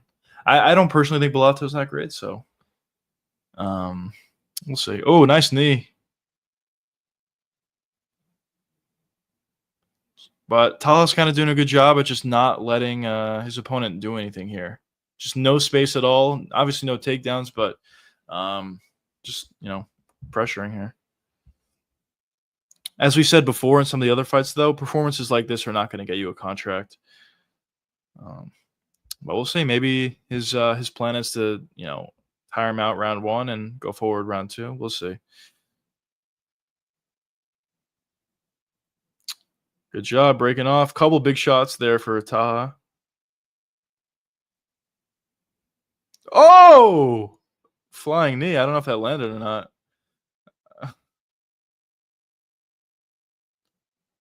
Yeah, he's confident here. Taha landing a couple shots back though. Oh, oh wow, wow, that was a beautiful kick up the gut. Beautiful timed. Susarkaev, really good performance. Clearly going to get a contract. That was nice. I haven't seen a reaction like that in a while. That was really, really nice. Front kick up the middle and immediately went down. You don't really see those reactions with teep kicks. Really, really good performance there. This kid looks good. Oh, that's gross. Yeah, that was nice. Really, really nice performance. As soon as he got space, he was just appeared to be the better fighter. Oh yeah, that was a perfect spot, and it was over from there.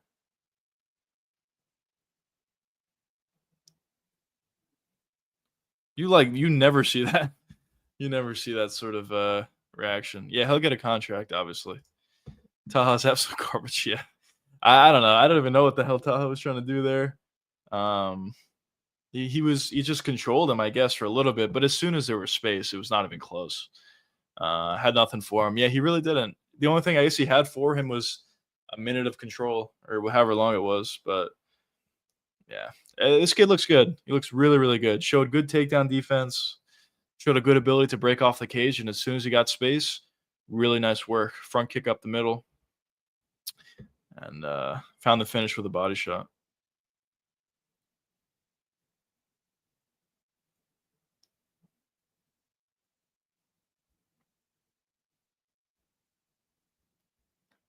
Definitely be looking forward to seeing how this guy looks in some of his upcoming fights. But yeah, I think you're probably onto something about Homer Simpson. It does kind of feel like he was kind of fighting nobodies on his come up. He really didn't seem like he did anything that well.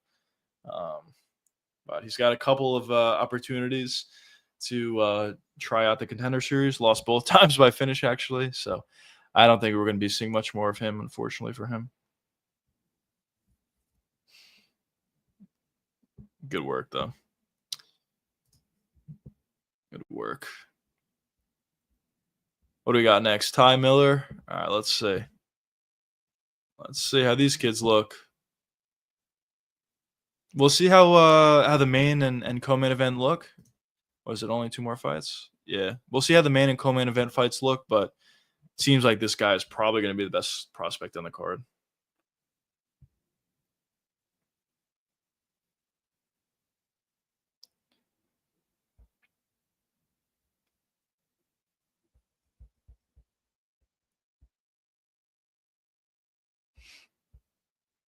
Also a 1 week notice fight. Really good performance.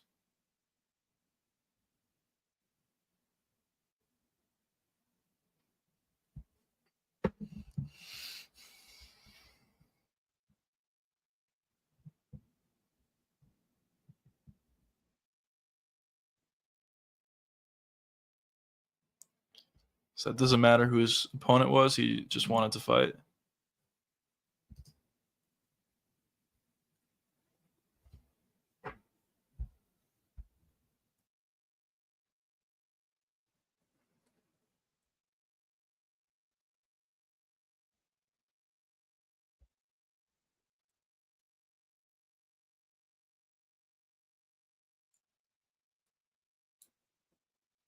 Really, really nice front kick up the middle.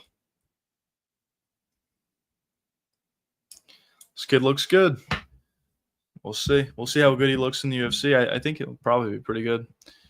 Showed good skill. Obviously, as I said, not that long of a fight, and the opponent wasn't that great, but his striking looked to be pretty good, really dangerous, especially once he's able to get to range. And also, in terms of his takedown defense, it looked fine. As I said, the level of opponent he went up against wasn't that high, but it's always good to see you be able to stop takedowns. And as I said, he's been training with Armin and Hamzat. So I'm sure his takedown defense is going to be pretty good. Rolling around with some of those guys. And it's only going to get better as he gets older and as he gets more experience. So yeah, 9-0, 7 first round finishes. Good stuff. Good stuff for sure. Hello, I'm good. I'm good. How are you? How are you? You're going to sell me something, I'm assuming?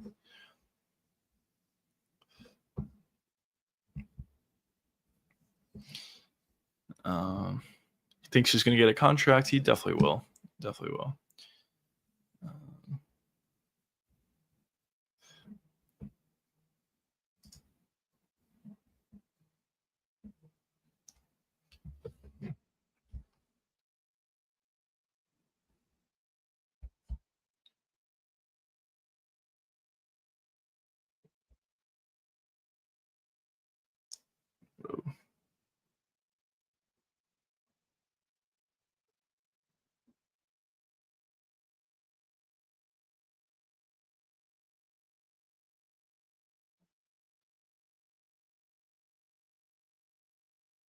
Whoa.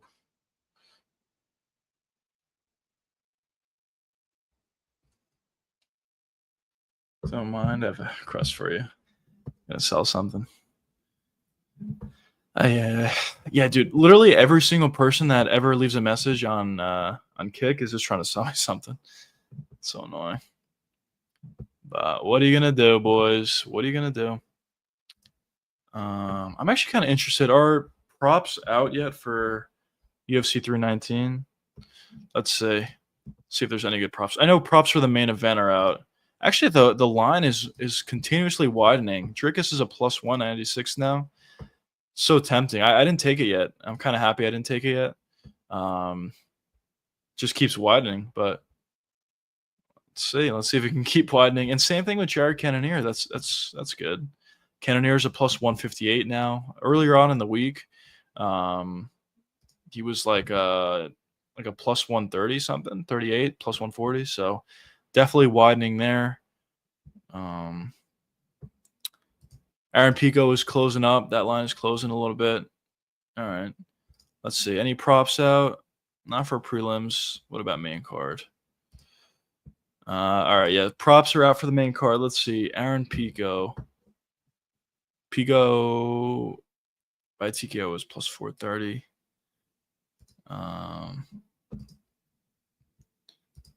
That's interesting. If you think I'm a better scammer, then I'm not even trust. Okay. I don't think you're a bot. I think you're trying to sell me something. I'm not interested. Let's see. Prates by KO is plus 115. That's probably not great, to be honest. Total rounds under 2.5, minus 138. Probably pretty good value, actually, for Jeff Neal and Prates. Probably pretty good value. Both guys have a really good chin, but they're both going to really go for it. And I do think eventually Prates will find the shot to put Jeff Neal out. So that might be pretty good value. Let's see. Cannoneer by points is plus 290. I think that's what happens. So maybe you can get a little bit of action. That's why I say I'm not a bot. It's all good. Kai Sakura. Let's see. What do we got? Oh, that's terrible value on Kai.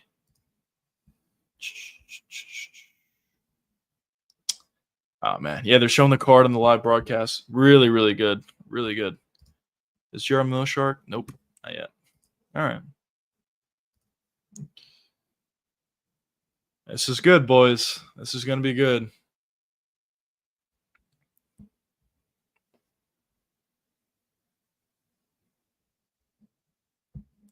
First time in 6 years. We're back in Chicago. Definitely good. Hope the crowd's going to be good. I'm assuming it's going to be great. Usually crowds are great. I mean, usually they're great in general, but especially if they haven't went to a certain arena in a long time or a certain state in a long time, usually the crowds are really good. So I have high hopes for the Chicago card. And as I said, it's a perfect balance of everything. It's a perfect balance of great fights that have meaning, like the main event and even the co-main event. But also there's a lot of fights in the card that are just going to be really fun, like the main and co-main. But also you have Barbosa and Close, Battle and Ruzaboyev, Diego Ferreira, King Green. Honestly, could be kind of fun as well. Chase Hooper versus Alexander Hernandez should be a pretty good fight. Jeff Neal Protes, I said before, that's probably going to be the fight of the night, most likely. So that'll be good. Cannoneer MVP, that could be boring, honestly, but I think Cannoneer figures it out. Kai Sakura usually puts on fun performances. So good stuff. Good stuff on the card. It's a very deep card. As the broadcast said, it's not just like the main event, which is really good. It's the whole card is actually pretty good. So I'm excited, boys. Definitely excited. Yeah. And I'm not interested. I don't want your offer. But yeah. Let's see these boys. Ty Miller and Jimmy. Jimmy with the Drago. Why? Because I'm not interested. That's why.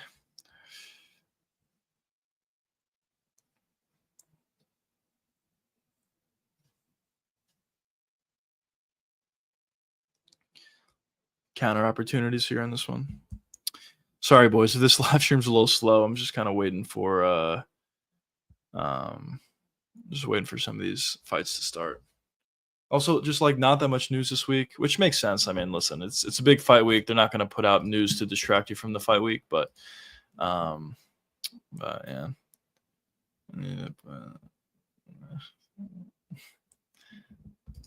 right. Slow stream. I'm talking to this person on Kick. What's your offer, Hannah? What's your offer? I guarantee I will not take it, but what's your offer?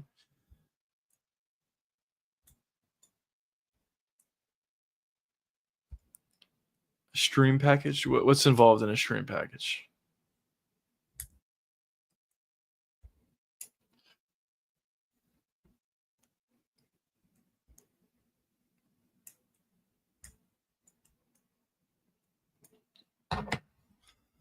All right, I'll check you out another time. Check out your work.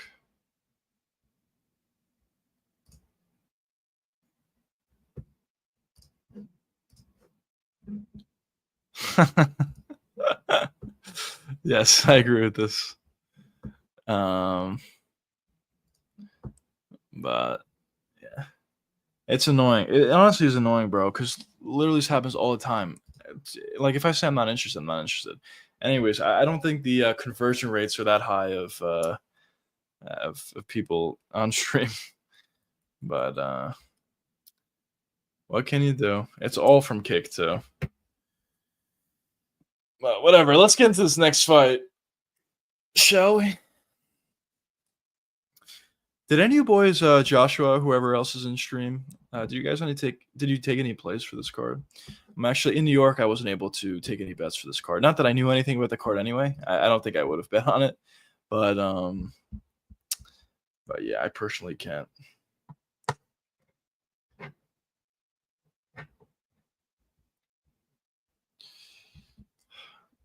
Drago apparently goes for it a lot. Let's see what he's got.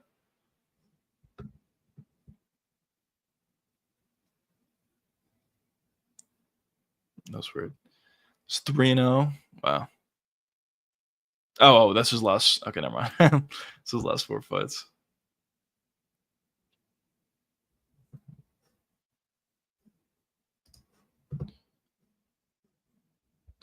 All right, boys. Let's get into this one.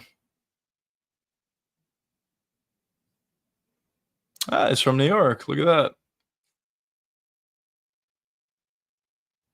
Let's see how this kid looks.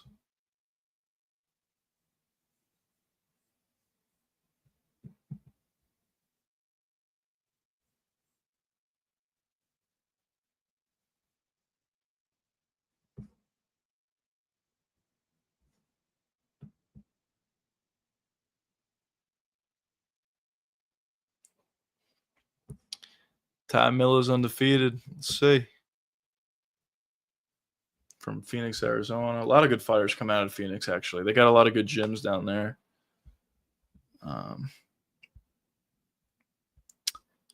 so let's see. Good boxing. Oh, that was a beautiful sequence right there. Jab right hand, knocked out his opponent out cold.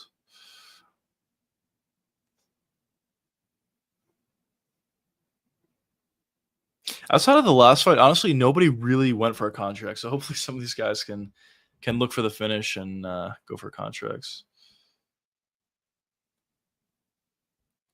Yanni the Greek.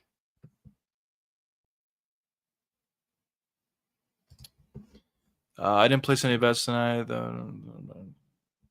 Yeah, it's just tough. Honestly, it's just tough. I mean, for me personally, like I haven't watched these guys, so I wouldn't know. But even if you have watched these guys, it is hard to predict. Yanni's going with the favorite here, and Ty Miller -210. Um, but yeah, it's just tough. It's just tough picking some of these contenders that you haven't really seen that much of. A lot of these guys also kind of go up against lower level competition. I mean, obviously, they're not fighting in higher promotions, or more skilled promotions, um, but yeah, it's just hard to predict. Um, so and usually when you see like a guy who looks like a really good prospect, I guess for Mondra's it didn't work out, but usually when you see a guy who's a really good prospect, they'll kind of just get past their opponent. But here we go. Get into the first round. Here we go, boys. Round one. Huge size difference here. It looks like.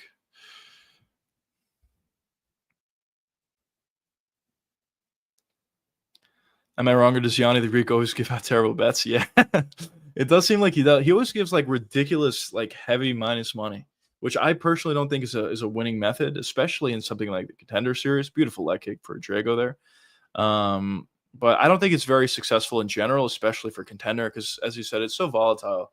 Someone could be a huge favorite, but they've kind of been fighting guys that aren't so good. So you never know what can happen in these fights. And I think that's also a part of the appeal for the Contender Series. A couple nice leg kicks there for Drago.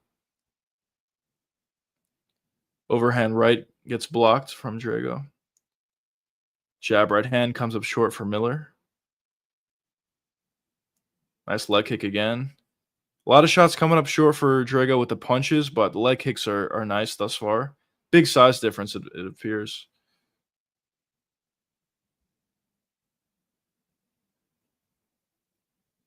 Couple jabs pressing forward for Drago. Nothing really lands there, though. Very fast right hand that comes up short. A lot of these shots are coming up short and getting blocked. These guys are kind of just feeling their way into the fight a little bit. Favorites only 150. Oh, wow. Yeah, that's pretty crazy, actually. Yeah, so it probably is a winning method for you to take underdogs blindly, honestly, with those numbers. I mean, obviously, you're going to have big losses in some of the cards, but over time, if it's only 55% victory rate, I guess I'll say, for favorites, you'll probably be pretty successful betting underdogs.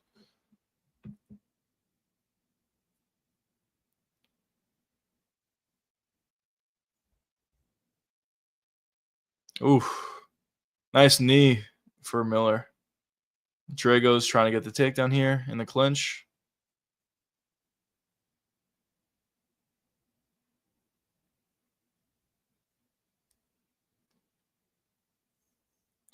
Nice knee to the leg there for Drago.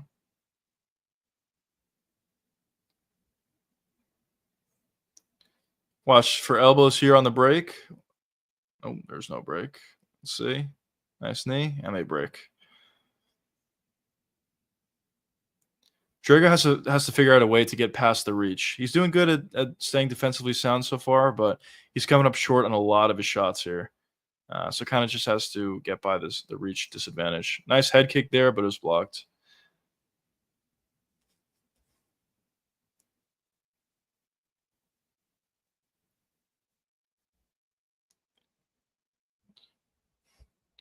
Couple jabs.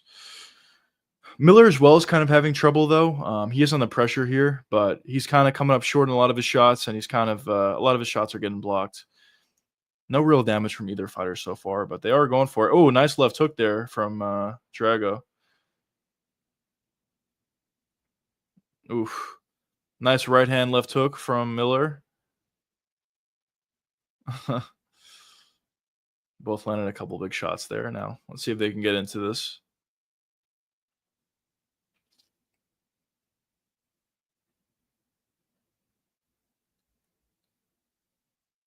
Jabs are starting to land a little bit more for Miller at this point compared to earlier on in the fight. Beautiful leg kick there for Miller. Oh, beautiful jab right hand for Miller. Drago tried to land a big overhand right, spinning wheel kick. Both got blocked. It's getting a little bit wild here. Drago's probably a little bit hurt at this point, but he's still in there. He's still in there.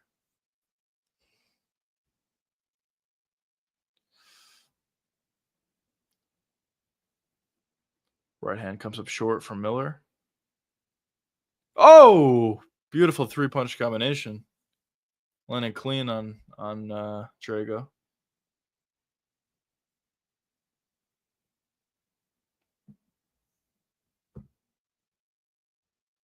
Nice jab. Yeah, it's just the reach. The reach is a big problem here for Drago.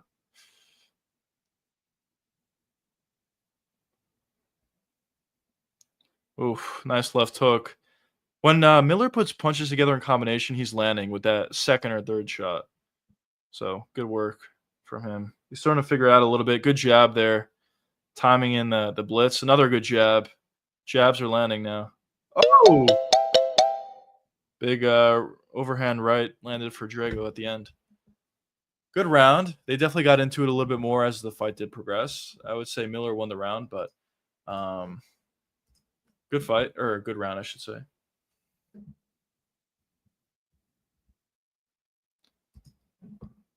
This corner saying the jab is an issue and you have to land counter shots, which is true.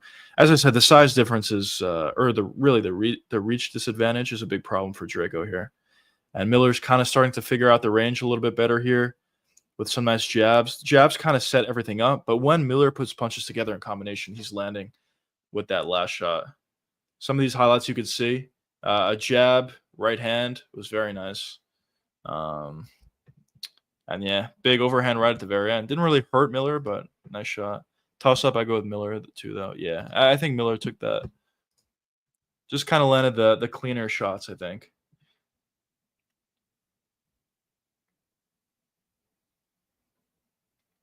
Getting into round two, though, boys. Here we go. Nice leg kick for Drago twice.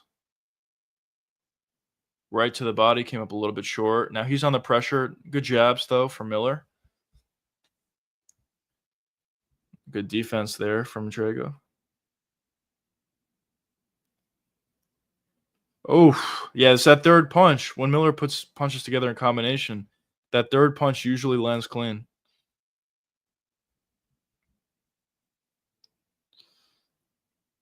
Singular shots are being seen by Drago, but when you put punches in combination, he's landing.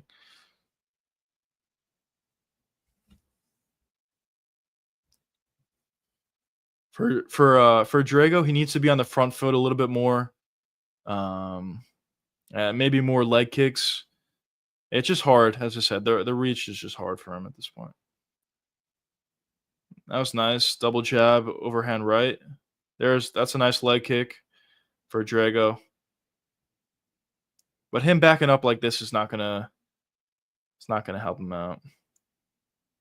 Here we go. Drago going for the take. Wow, very easy takedown for Drago. That's not a great look for Miller. That was a very easy takedown. Miller looking crispy. Yeah, he was. He was. But good job getting right back to his feet for Miller. Let's see if he can break off here. Seems like he will. Nice elbow on the break. Very nice.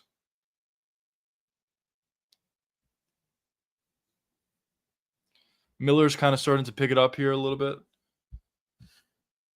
Oof. Uppercut comes up way short for Drago. Nice jab there for Miller. Nice right hand for Miller as well. Oof. Nice couple shots to the body for Drago there. Both guys are definitely going for it, for sure. Oof. Beautiful shot up top.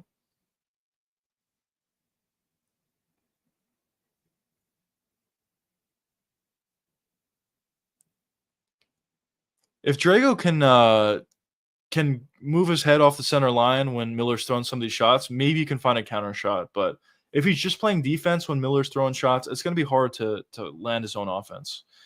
Oh, beautiful jab. Hurts Drago. Oh, spinning elbow attempt from Drago that came up short. Oof. Miller's starting to pick it up here. Putting on more pressure. But Drago's still fighting. Beautiful right hand counter for Miller there. Oh, beautiful left hook. Miller is looking crispy. He's looking good.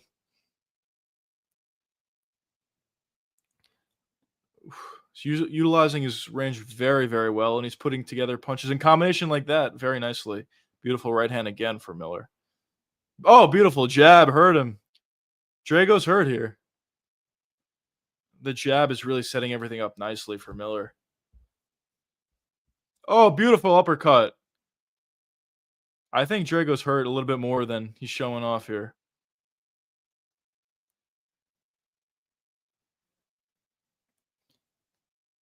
Oof. Couple of shots came up short. Very easy takedown again. Yeah, that's not great. His striking looks great. His boxing looks really nice and crispy, but his takedown defense looks not great. Couple like easy takedowns from Drago. Although he did get back up both times and got away. Oh!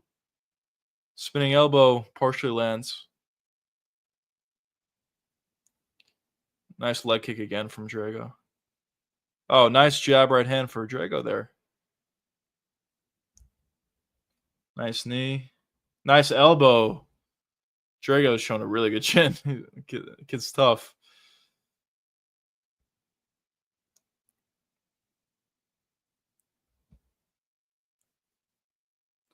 Nice right hand again for Miller. Miller's just landing shots at will here.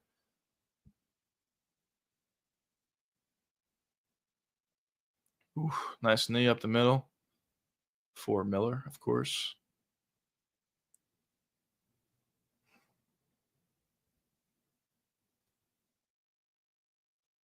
Oof.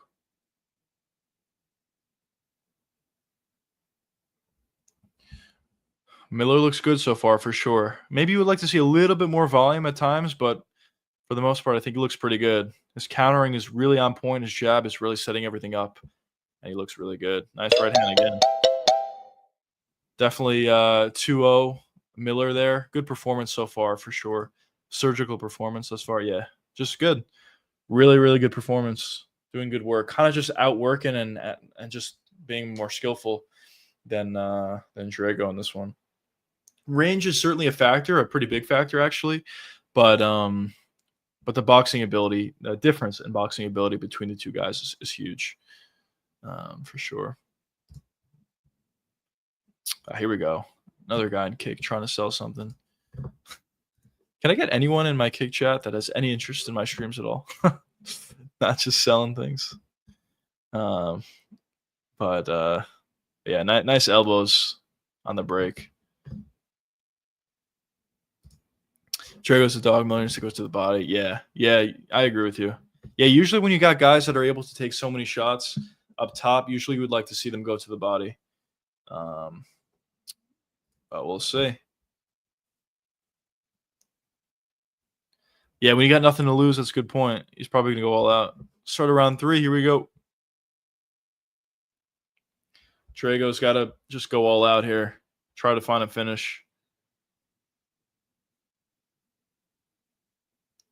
Oof. Nice combinations from Miller. Ooh, nice leg kick from Drago there. Drago's certainly gotta go for it. Um, Go for a, big overhand right or, some big shot, but he will probably leave openings while doing so. So it's a lot easier said than done. Just to go all out for finish. There you go. Couple nice shots there from Drago.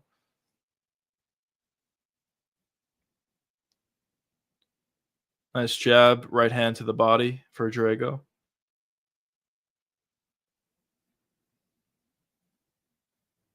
Head kick blocked from Miller.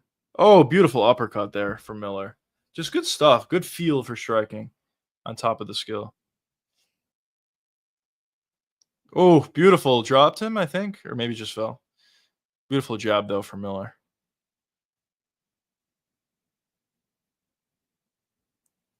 Miller's stalking. He's definitely going for the finish here. Drago's just not leaving that many openings, I guess, at this point, but Miller's certainly going for it.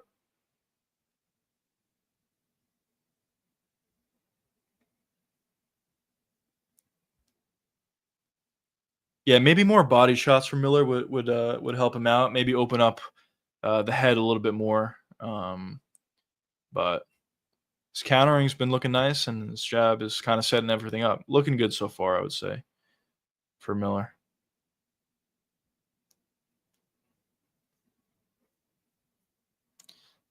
Drago's about to go spinning elbow there. There it is. Spinning back fist, actually.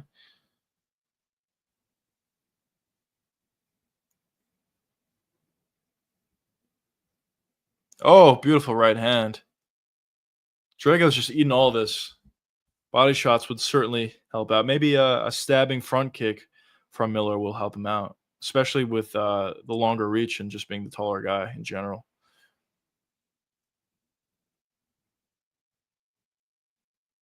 Good boxing, but yeah, you would like to see a couple more kicks from Miller.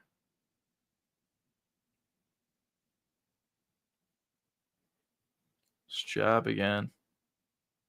Nice jab again. A lot of good boxing on this card, honestly. First fight of the night and also this one. Oh, Miller just fell on that. Or Drago, I should say. That was a nice body shot. More of that would be nice. Good leg kick for Drago.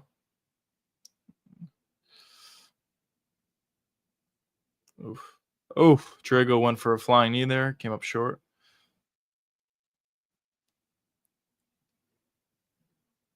Oh, beautiful uppercut. Oh, Drago might have been. Oh, beautiful overhand right lands for Drago.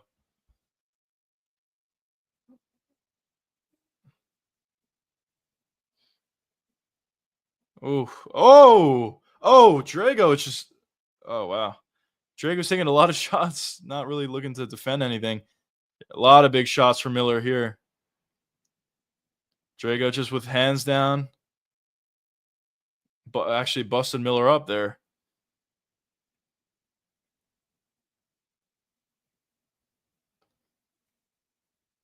Oh, spinning elbow lands clean for Drago.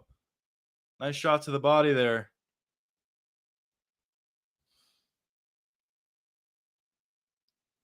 Oh, spinning back fist for Miller there, but that didn't land. Drago's about to do it, you can tell. He's about to go spinning back fist again, it seems. Drago's just going for it here. Hands down, doesn't care if he gets hit. He's just going for it. Head kick lands.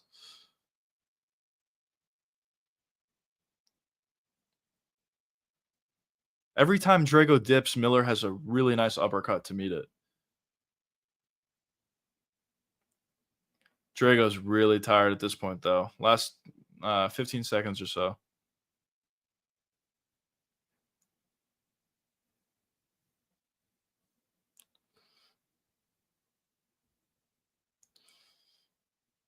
Right hand lands for Drago at the end. Hook.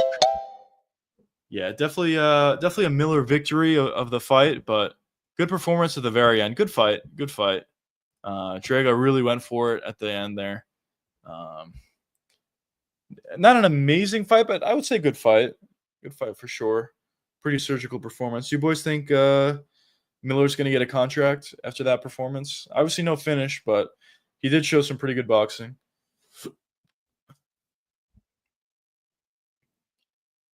Really nice jab, nice combinations, nice elbows off the break.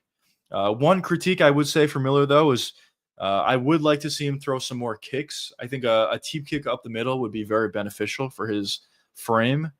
Just more kicks in general, honestly, even leg kicks. And I think that would really make him a better fighter than what he already is at this point. But in terms of his pure boxing, really, really good work from Miller. Um, We'll see if he gets a contract. It is interesting because yeah, he didn't get the finish, but he does look like he's pretty good. Um, we'll see. I think he gets the contract. Excellent boxing combos. Combos. Yeah, yeah. I can see that. Drago's tough as nails. Yeah, probably most opponents get finished in that sort of performance. 30-27 for Miller. Pretty dominant performance.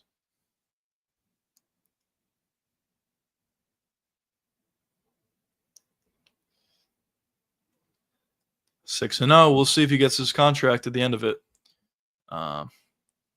Good stuff, though. Good fight. Good fight.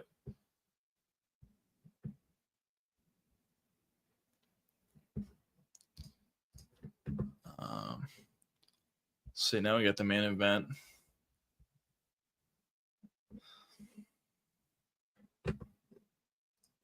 Let's hope these guys look good.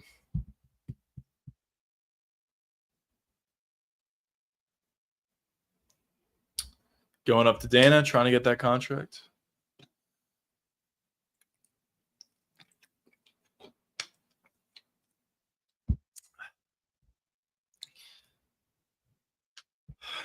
Not now. That's how you get a contract for decision. Yeah. Yeah, he looked good. Kid look good.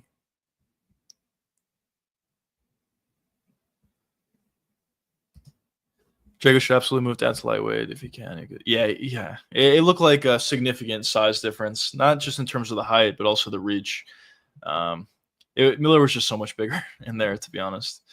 But yeah, good performance. Good, really good boxing.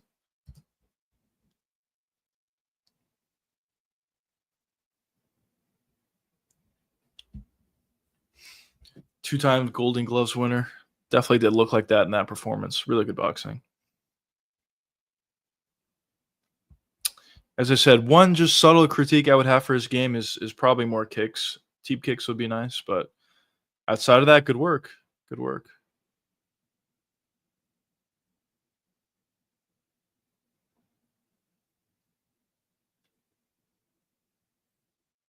That's nice. He also his timing was really nice. Every time Drago would come in,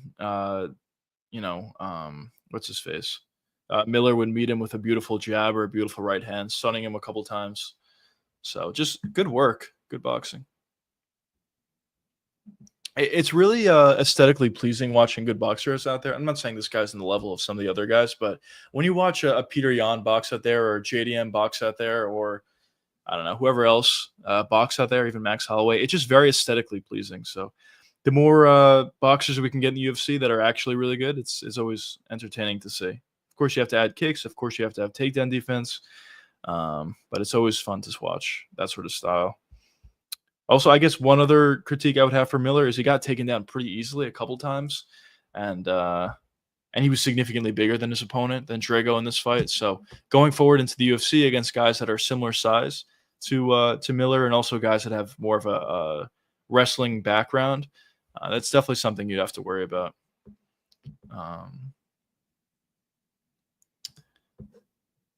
It's really crispy, especially 170. Good urgency and a clinches wishing as well. Yep, I agree.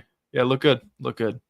Yeah, he did get taken down a couple times, which is something that I would say maybe work on. But in the clinch, yeah, good urgency, breaking off the cage. I talk about it all the time in my videos, but a lot of times guys stop takedowns effectively, like Alex Pereira did against Ankalaev. But you can't just stop takedowns. You also have to break off and get out off the cage um, and move along. And Miller did a good job at doing that every time there were clinch situations in this fight. Um, but yeah, trains with Imavov. Imavov's fighting not too soon from now. UFC Paris, Kaya Bahalia versus Imavov. That's going to be a great fight. Number one contender fight in that one. Um, I'm excited. Excited. But yeah, we're already on the main event. This card has honestly kind of flown by pretty quickly. I guess, as I said, um, probably because I started a little bit earlier in the live stream, but this card has been flying by. Only 5 fights on the card.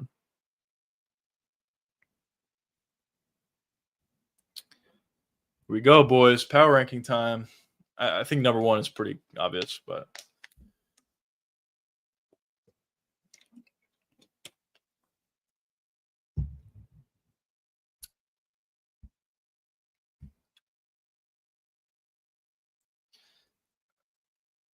yeah, Susurkaev is certainly going to get a contract. He's by far the best prospect on this entire card. Um, as soon as he was able to get space, he found the finish, and also he was able to stop takedowns as well. So great performance for him. I'm really excited to see what he does. Ty Miller, who just fought, also had a good performance. Yeah, these DC rankings I think is accurate. Probably the top two guys get a contract. And then Yuri, I mean, he looked solid, but yeah, probably doesn't get a contract. And then De Silva, 100% does not get a contract.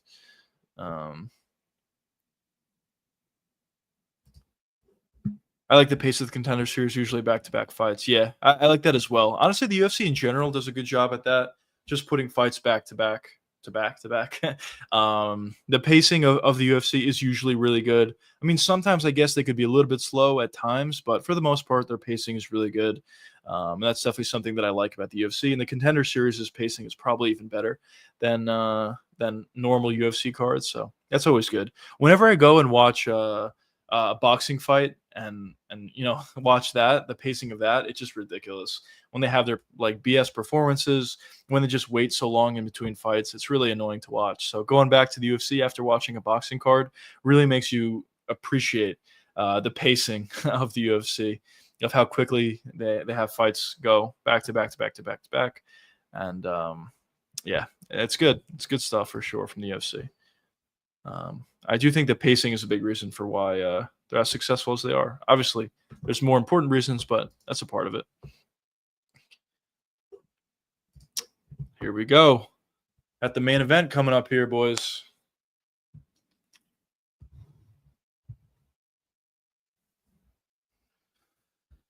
Buafia. I saw some of his highlights for Buafia. He looks pretty good coming out of France. We'll see how he looks. He does train with Imavov, who has good striking. So I'm interested to see how he looks. Yeah, boxing pace is annoying as fuck. Yeah, it's terrible. I mean, I think they've gotten a little bit better ever since Turkey Al-Sheikh got involved, because they're kind of getting away from the model of doing live performances. Listen, if you're watching a boxing card, you don't want to watch live performances. It just doesn't make any sense. Like someone rapping or singing or whatever. It's just nobody wants to watch that.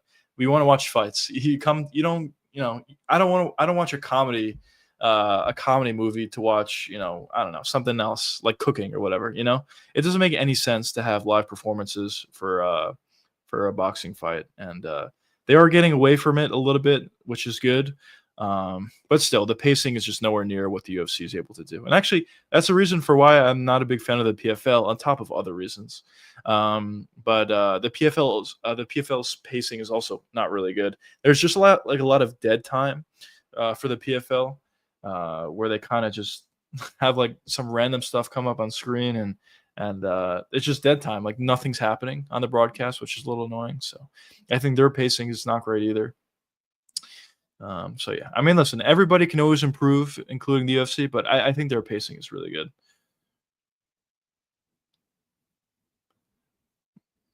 We'll see. See if we can get a finish. Was there one finish on this card so far? All decisions. Yeah, one finish on this card. Let's see if we can get a finish in the main event. I'm curious to see the stats of finishes on Contender Series as compared to normal UFC fights. I'm assuming there's more finishes on Contender Series just because these guys are really trying to go for it and they want to get a contract. But so far in this card, essentially all decisions. Hopefully we get a finish in this one, this main event.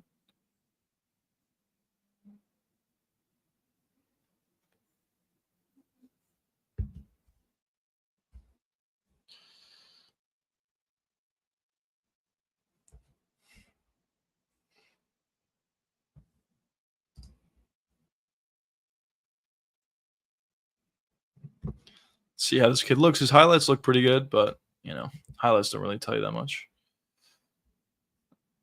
The Fluffy Hernandez performance just popped up, dude. That was such a great performance. They really got to make Fluffy versus RDR next. It's such an obvious fight. I really hope they do it. But we'll see.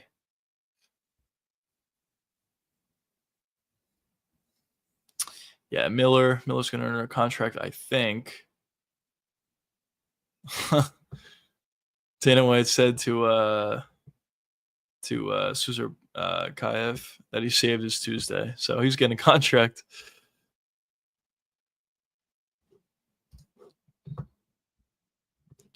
He'll definitely get a contract. 54% finish rate. Okay, for Contender Series. Do you know what the normal finish rate is in the UFC? Is it lower or higher? I guess it's kind of a two-way street though, because for some of these Contender Series fights, obviously they're trying to get finishes and essentially need to get a contract. But at the same time, it could be lower level competition, or it is lower level competition than what it is in the UFC. So maybe that will lower some of the finishing potential in some of these fights. Like some of these fighters on the card, I don't think they would get finishes against most guys. So 50.52 in the UFC. So yeah, so it is roughly the same. I guess it kind of evens out a little bit because it is a lower level competition. They're going for it, obviously, but it is lower level competition. So I guess it evens out.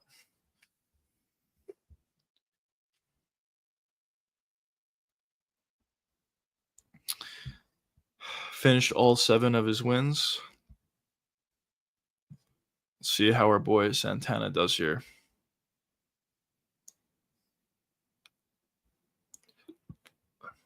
I don't know anything about these boys, unfortunately, but I'm assuming his opponent's the favorite here.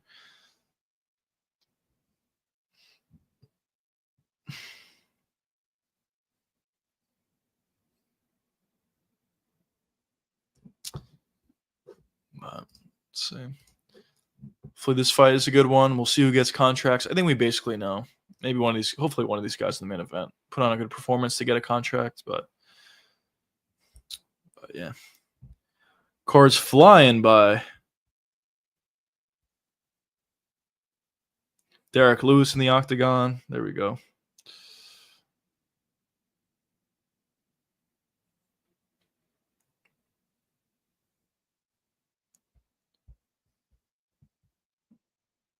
.65 in the middleweight division. That's pretty big.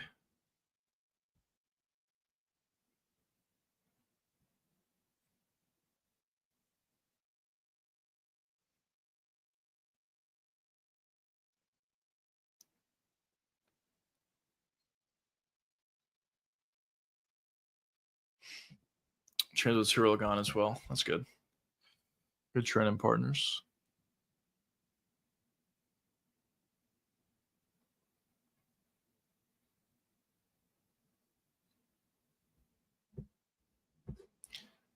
France MMA is getting some more guys for sure.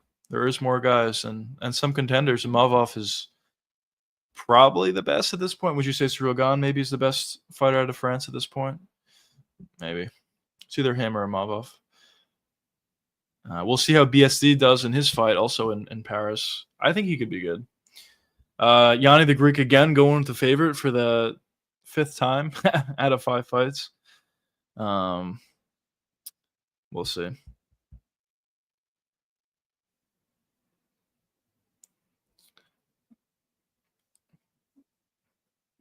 Wow.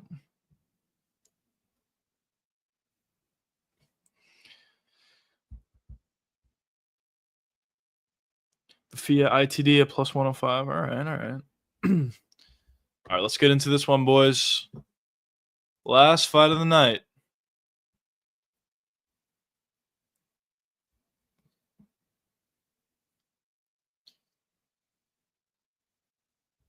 Reach is not that significant of a difference, but let's see how it looks. We got Herzog back. Let's go. Let's see. Maybe no cheating or anything. All right. Bafia bouncing on the feet early. Southpaw.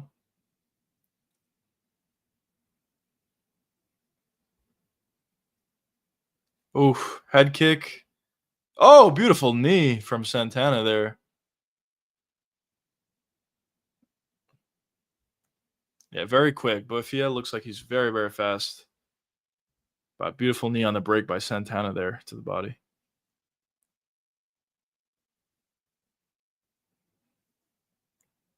Bafia is getting reactions out of Santana here. But kind of both just looking for opportunities to land shots. Nice side kick to the body there for Santana. Big reactions from Santana at this point. But it's not like Bafia is able to capitalize yet.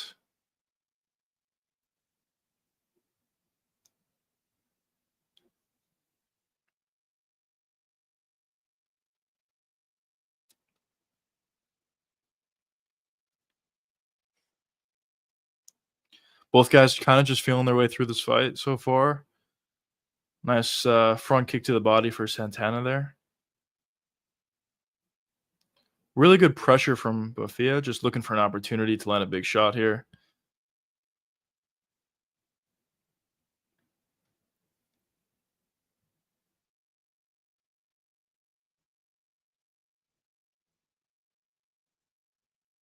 Very, very patient from Bofia.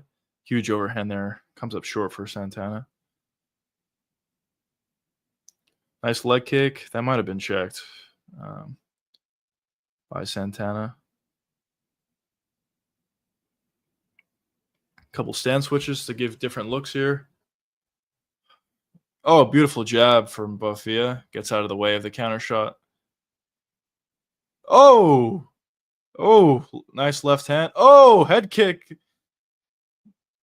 Santana gets a takedown after a slip, though. Nice body work from Santana on the ground. Oh, he headbutted him. Wow.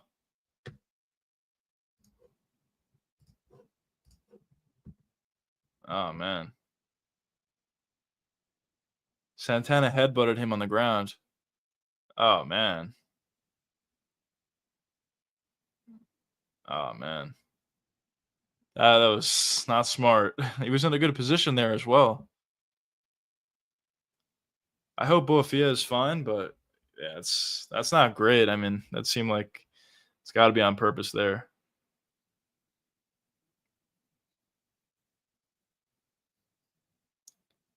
Hopefully, Boafia is fine, but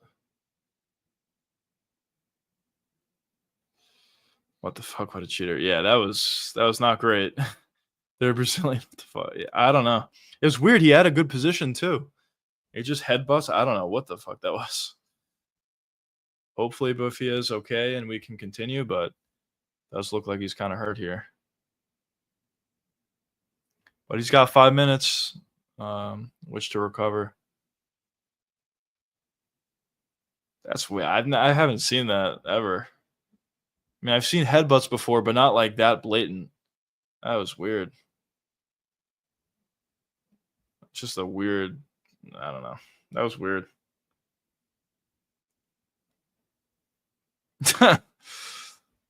Holy fucking shit, says Dana White.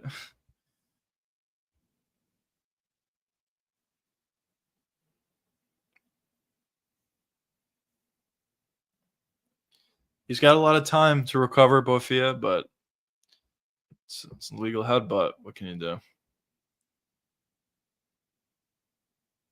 Has there ever been a DQ win on the Contender Series? I don't know. I don't think you can get a contract off a DQ win, right? Unless they just give it to him anyway. And what's as bad as the biter? Yeah, that was a bad one too. It actually turned out that Andre Lima was a great fighter. I actually thought that the guy who bit Andre Lima was also a good fighter, so he kind of ruined his career. But yeah, this one was pretty bad as well. Yeah, you got to take a point for that. I mean, come on.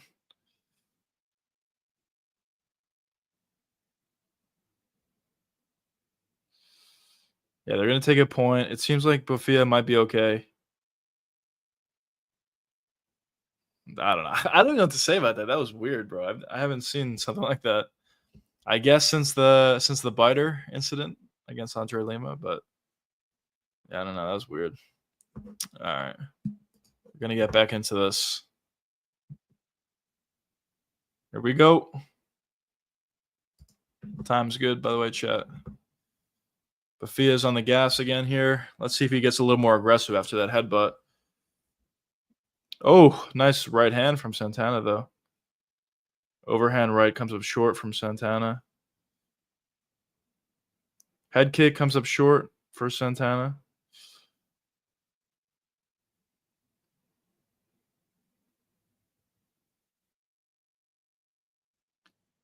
Very big reactions from Santana. In on the clinch here, looking for a takedown. He kind of pulled Bofia on top of himself. Good work from Bofia. No contact for that guy. Yeah, definitely not. He should not get a contract. Yeah, I don't know. That was just weird. I don't know what to say. I don't know what to say about that. But good job from Bofia there, stopping the takedown and actually getting on top.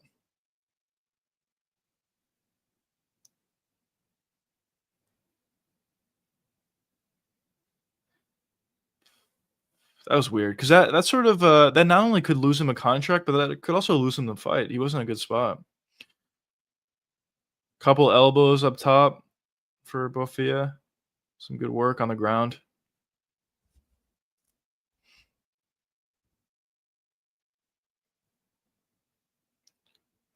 Oof, some nice ground and pound shots here from Bofia. Some nice elbows. Big shots here from Bofia. Potential Darce? No, maybe not.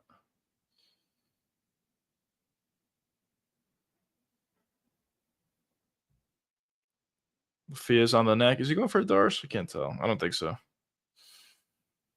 No, he's not. Some knees to the head for Bofia. Santana breaks off nicely. Oh! Head kick. Oh, somehow he ate that. Santana somehow ate that head kick. Now he throws a knee to the body.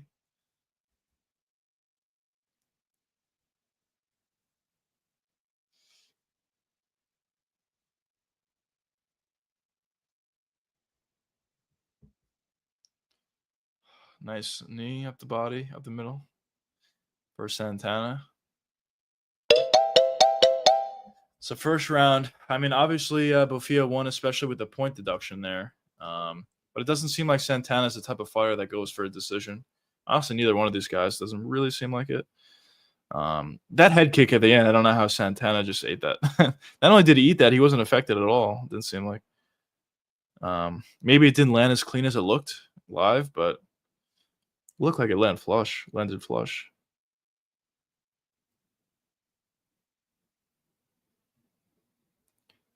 10-8 Bofia, yeah, I think that's fair.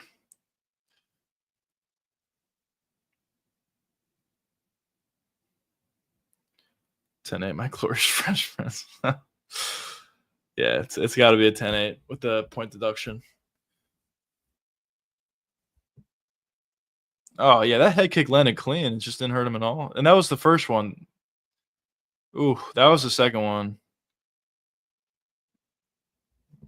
I don't know. Good chin appears.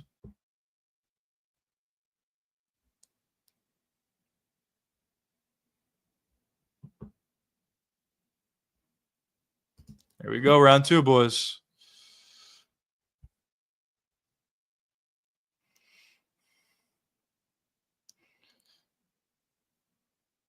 Another Brazilian losing in the main. Yeah, it's been a lot of that. A lot of that as of late.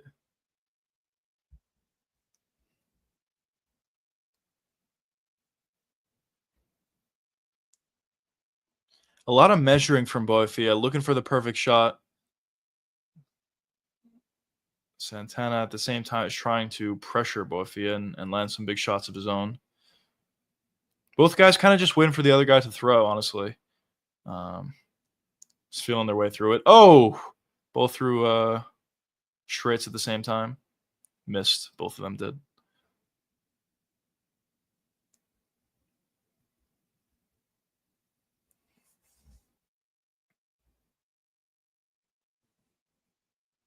Yeah, Boafia is being a little bit too patient, honestly. I would like to see him throw a little bit more than what he's doing. He's kind of just staring. He's waiting for Santana to throw and wait for the perfect counter shot, which is fine, but you also want to throw a couple more shots than what he's doing at this point.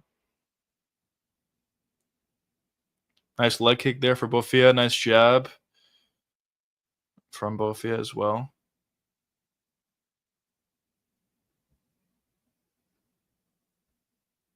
Santana just looking to land some huge bombs. Nice right hand there for Santana. Spinning wheel kick or spinning kick to the body, I should say.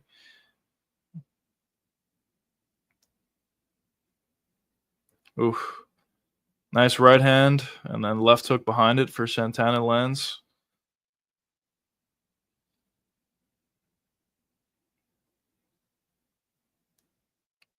A lot of staring from Boafia. You would like to see this guy be more aggressive. He does seem like he's pretty good, but a little more aggression would be nice.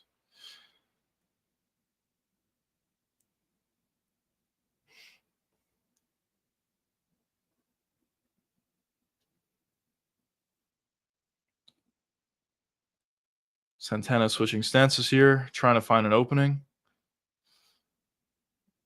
Nothing doing. Solid jab for Boafia there. Right hand comes up short for Santana.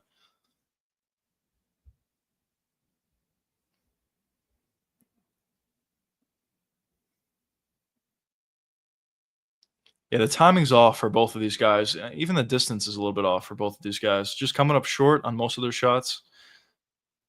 They're just hard, I guess, hard guys to hit.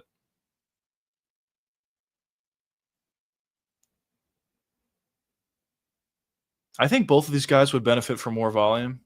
It's just singular shots that are just getting blocked or coming up short. It's a lot easier to see singular shots. But if you put together punches in combination or, put more punches out there or even kicks out there, you will lead to more opportunities. Boring, no urgency. I agree. There's no urgency. Honestly, from either one of these guys, I would say Santana is trying a little harder, although he's not throwing that much either. But Boafia looks, as I said, he looks like a good prospect, but he's literally just waiting the entire fight. And I know he's looking for the perfect counter, but if it's not there, maybe have some urgency. You are trying to get a contract at the end of the day.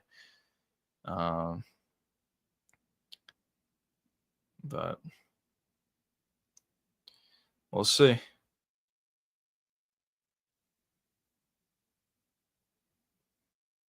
A lot of bouncing for Boafia. Left hand comes up short for Boafia there. Is Santana winning this round? Like, nothing's happening. At least Santana's on the front foot, but neither of these guys really landed anything. I mean, it was a 10-8 round in the first, so it's probably not going to matter that much. But I think Santana's winning this round so far, unless something big happens. Nice right hand lands. Left hook does not land for Santana.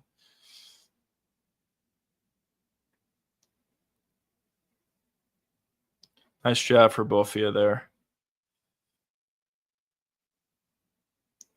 That's a good leg kick. Spinning kick to the body. Oh, right hand. Nice right hand for Santana there. Whoa, he's just Santana's yelling. He's trying to fight here. I respect it, honestly. Like, let's fight a little bit here. I kind of respect this, to be honest. Let's fight a little bit. Boafia's just running away here. That's 100% a Santana round. Dude, what's going on? Dude, all these fighters are, like, not fighting. I mean, listen, he's definitely dirty, Santana is. I mean, with that headbutt, that was weird, but he's trying to fight. I'll give him that. So, 10-8 round in the first for Bofia, 10-9 in the second for Santana.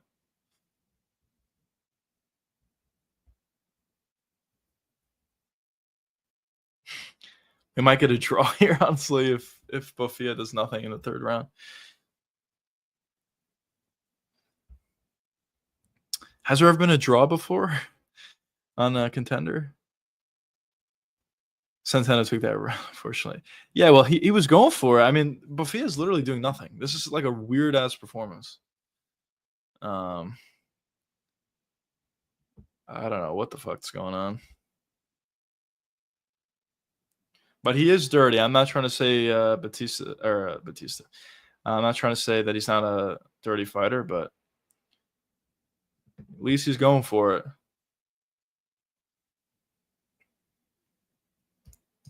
Here we go, round 3, fellas. Santana probably needs a finish here. I mean, if he gets a win in this round, it's going to be a draw. So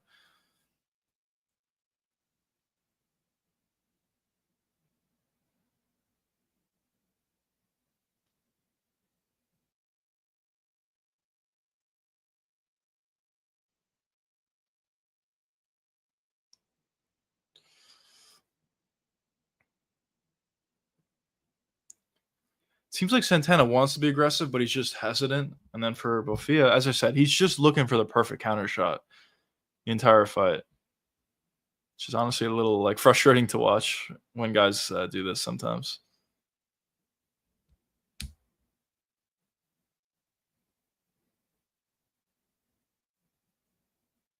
Bofia's on the gas here. Solid jab from Bofia.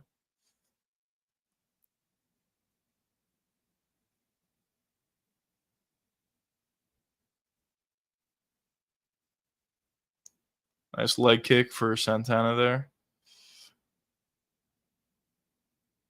Jab comes up a little bit short for Bofia. Right hand comes up short for Santana. It's a weird fight. It's a weird Contender Series card so far. It's the last fight, so it was a weird one. Santana's talking to him. Front kick up the middle. Nice. I think Santana's getting a little annoyed. He's not fighting. I don't know. But Santana also has got to push a pace here.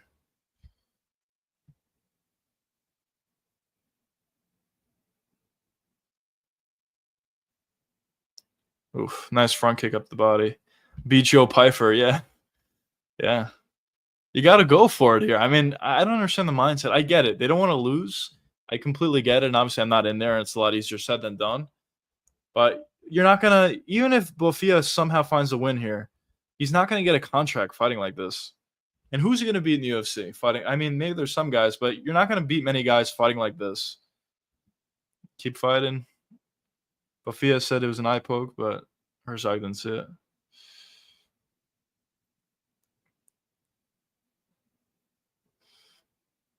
Oof. I would love to see the strike count of this. I think Bofia literally threw like 4 punches since the first round.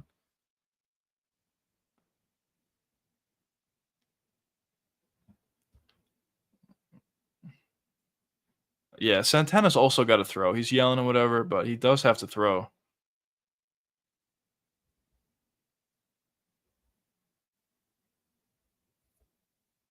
Oh, nice right hand there from Santana. More of that. Couple leg kicks for Bofia. Leg kick return from Santana. This might be a draw, boys. This is insane.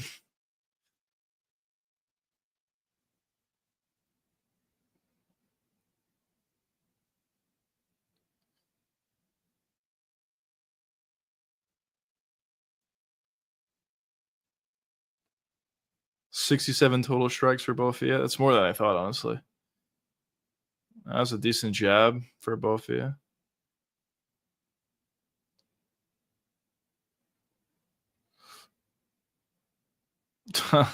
Santana's getting annoyed with the Bofia not fighting, but Santana's also got to fight. He's just throwing a singular shot and then waiting as well. So Santana's getting annoyed that Bofia is just running away from him.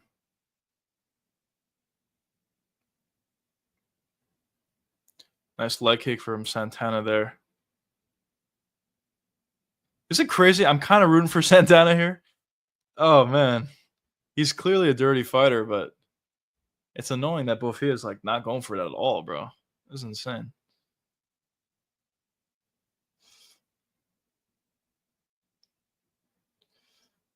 I think Santana won this round. I'm gonna be honest.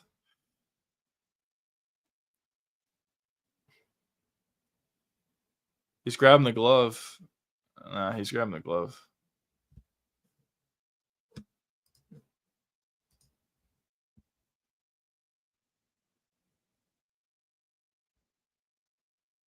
It's not gonna change anything, but he was grabbing the glove.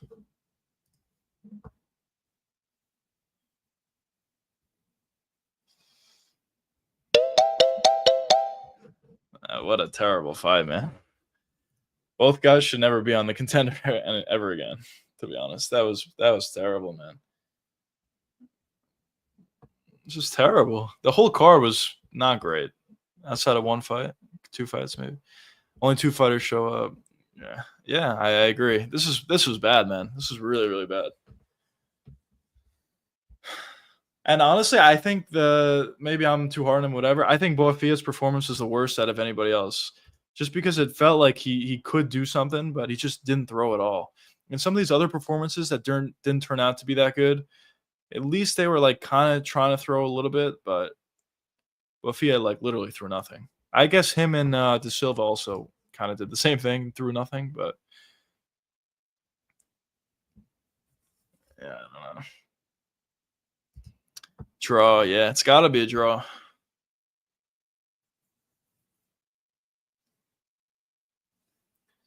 It'll be 6-0-1 after this.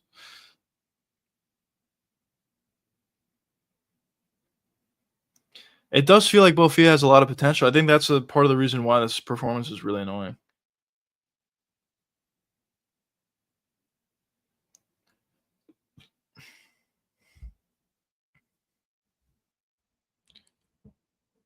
I guess Mangos is trying to make it fun. Yeah, he was. He was. Definitely was. What? Okay. I think that's probably not right. That seems probably inaccurate to me, but I guess who cares? Neither one of these guys are getting a contract, and it's not like Santos is a great fighter anyway. That's definitely bad judging. What the fuck? Yeah, I don't know. I don't know. To have it 3-0 for Bofia, it seems like his legs fucked up. To have it 30-20, or not even 30-27, but 30-26 after that fight, I don't know. How was that a 30-26 performance? Dana White's pissed, bro. Honestly, he's right to be pissed. This card's terrible. These guys are not fighting at all. Oh, Dana thought it should have been a draw. He's right. He's right. That's an insane decision.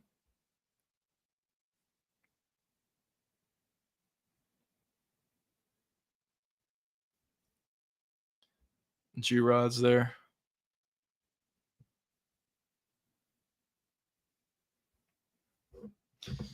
Hopefully next week's better. I'll just say that. Hopefully next week's better. I know next week we have the heavyweight prospect that that a lot of people are talking about, the former 49ers player. So hopefully he looks to be good. Hopefully there's some other fighters on that card that actually go for it. But yeah, if we're being honest, there's one really good prospect on this card, but outside of that, everyone else kind of looked like they were terrible. Either terrible or just not going for a finish.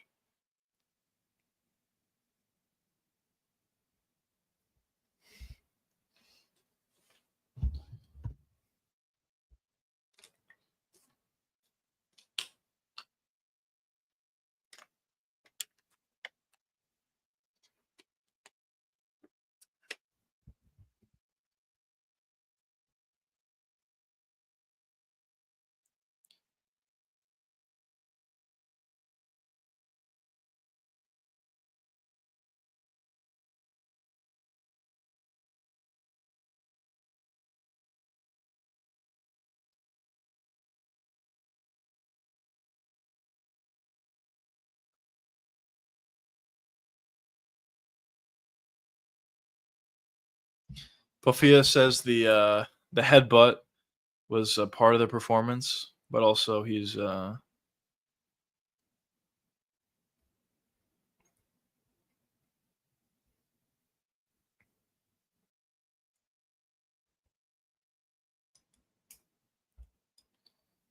maybe the headbutt was a part of it, I guess, potentially.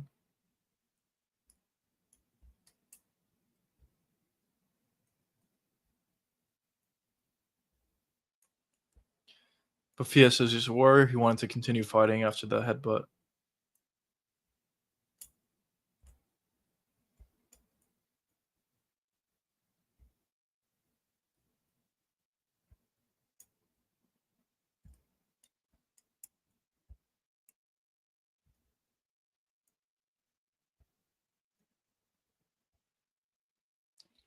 Pofia says he thinks he deserves a contract. He definitely will not get it.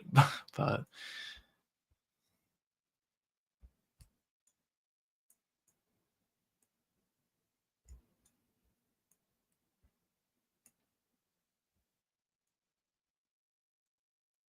says he has really good training partners, Imavov and Hamza.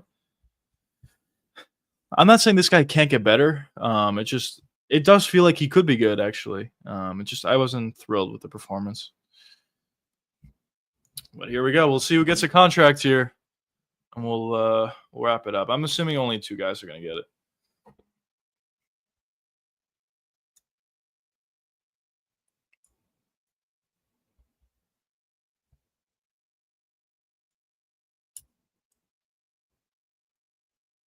He was too patient. This guy's delusional like all Frenchmen. Yeah, I agree. I actually agree. Oh, man, unbelievable.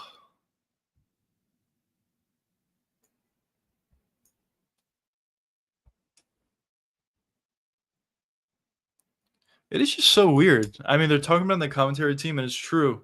If you're trying out for the Contender series, you're obviously trying to get a contract.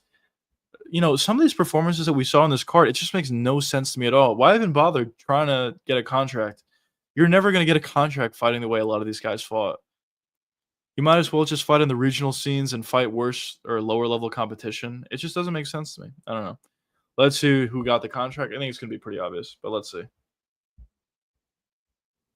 Dan is not happy about tonight.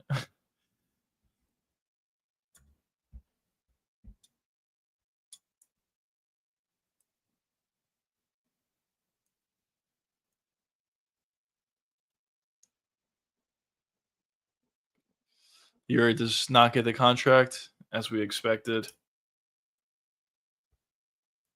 Dan is pissed.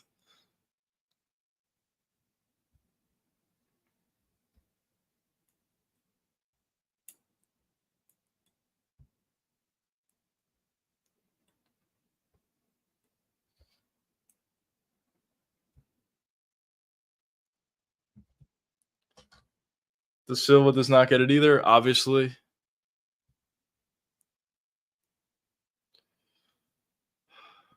Then it does not take him, obviously.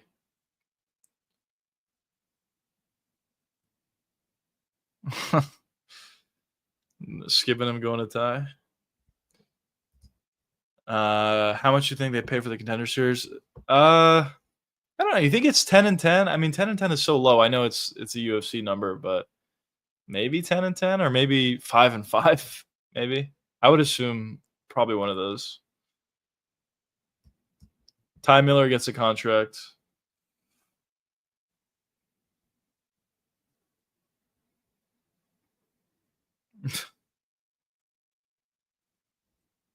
Dan is not happy about Santana with the headbutt.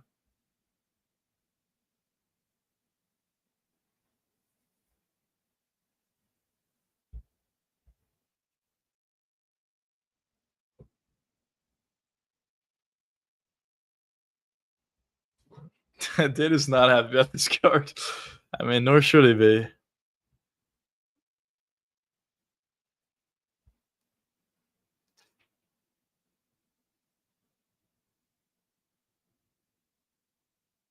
Yeah, it should have been a draw. 30-26 card is actually insane. Dan is not interested.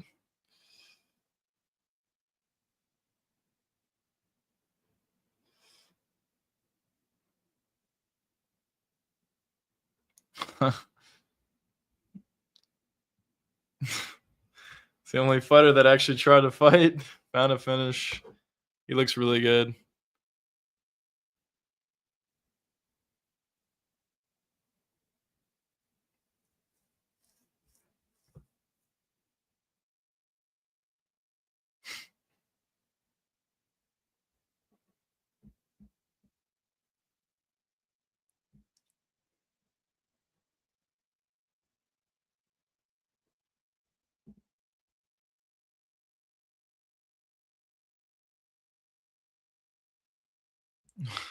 They're gonna get this guy in the UFC quickly.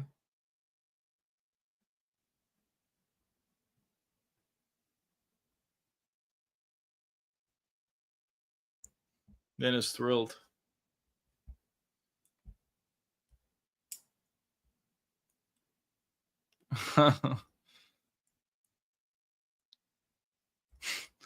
Chicago gets a contract, obviously. Um,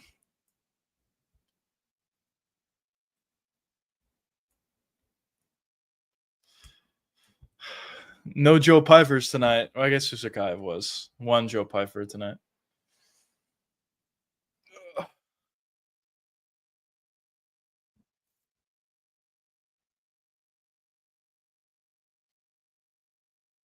Yeah, Dan is what? Dan is right here.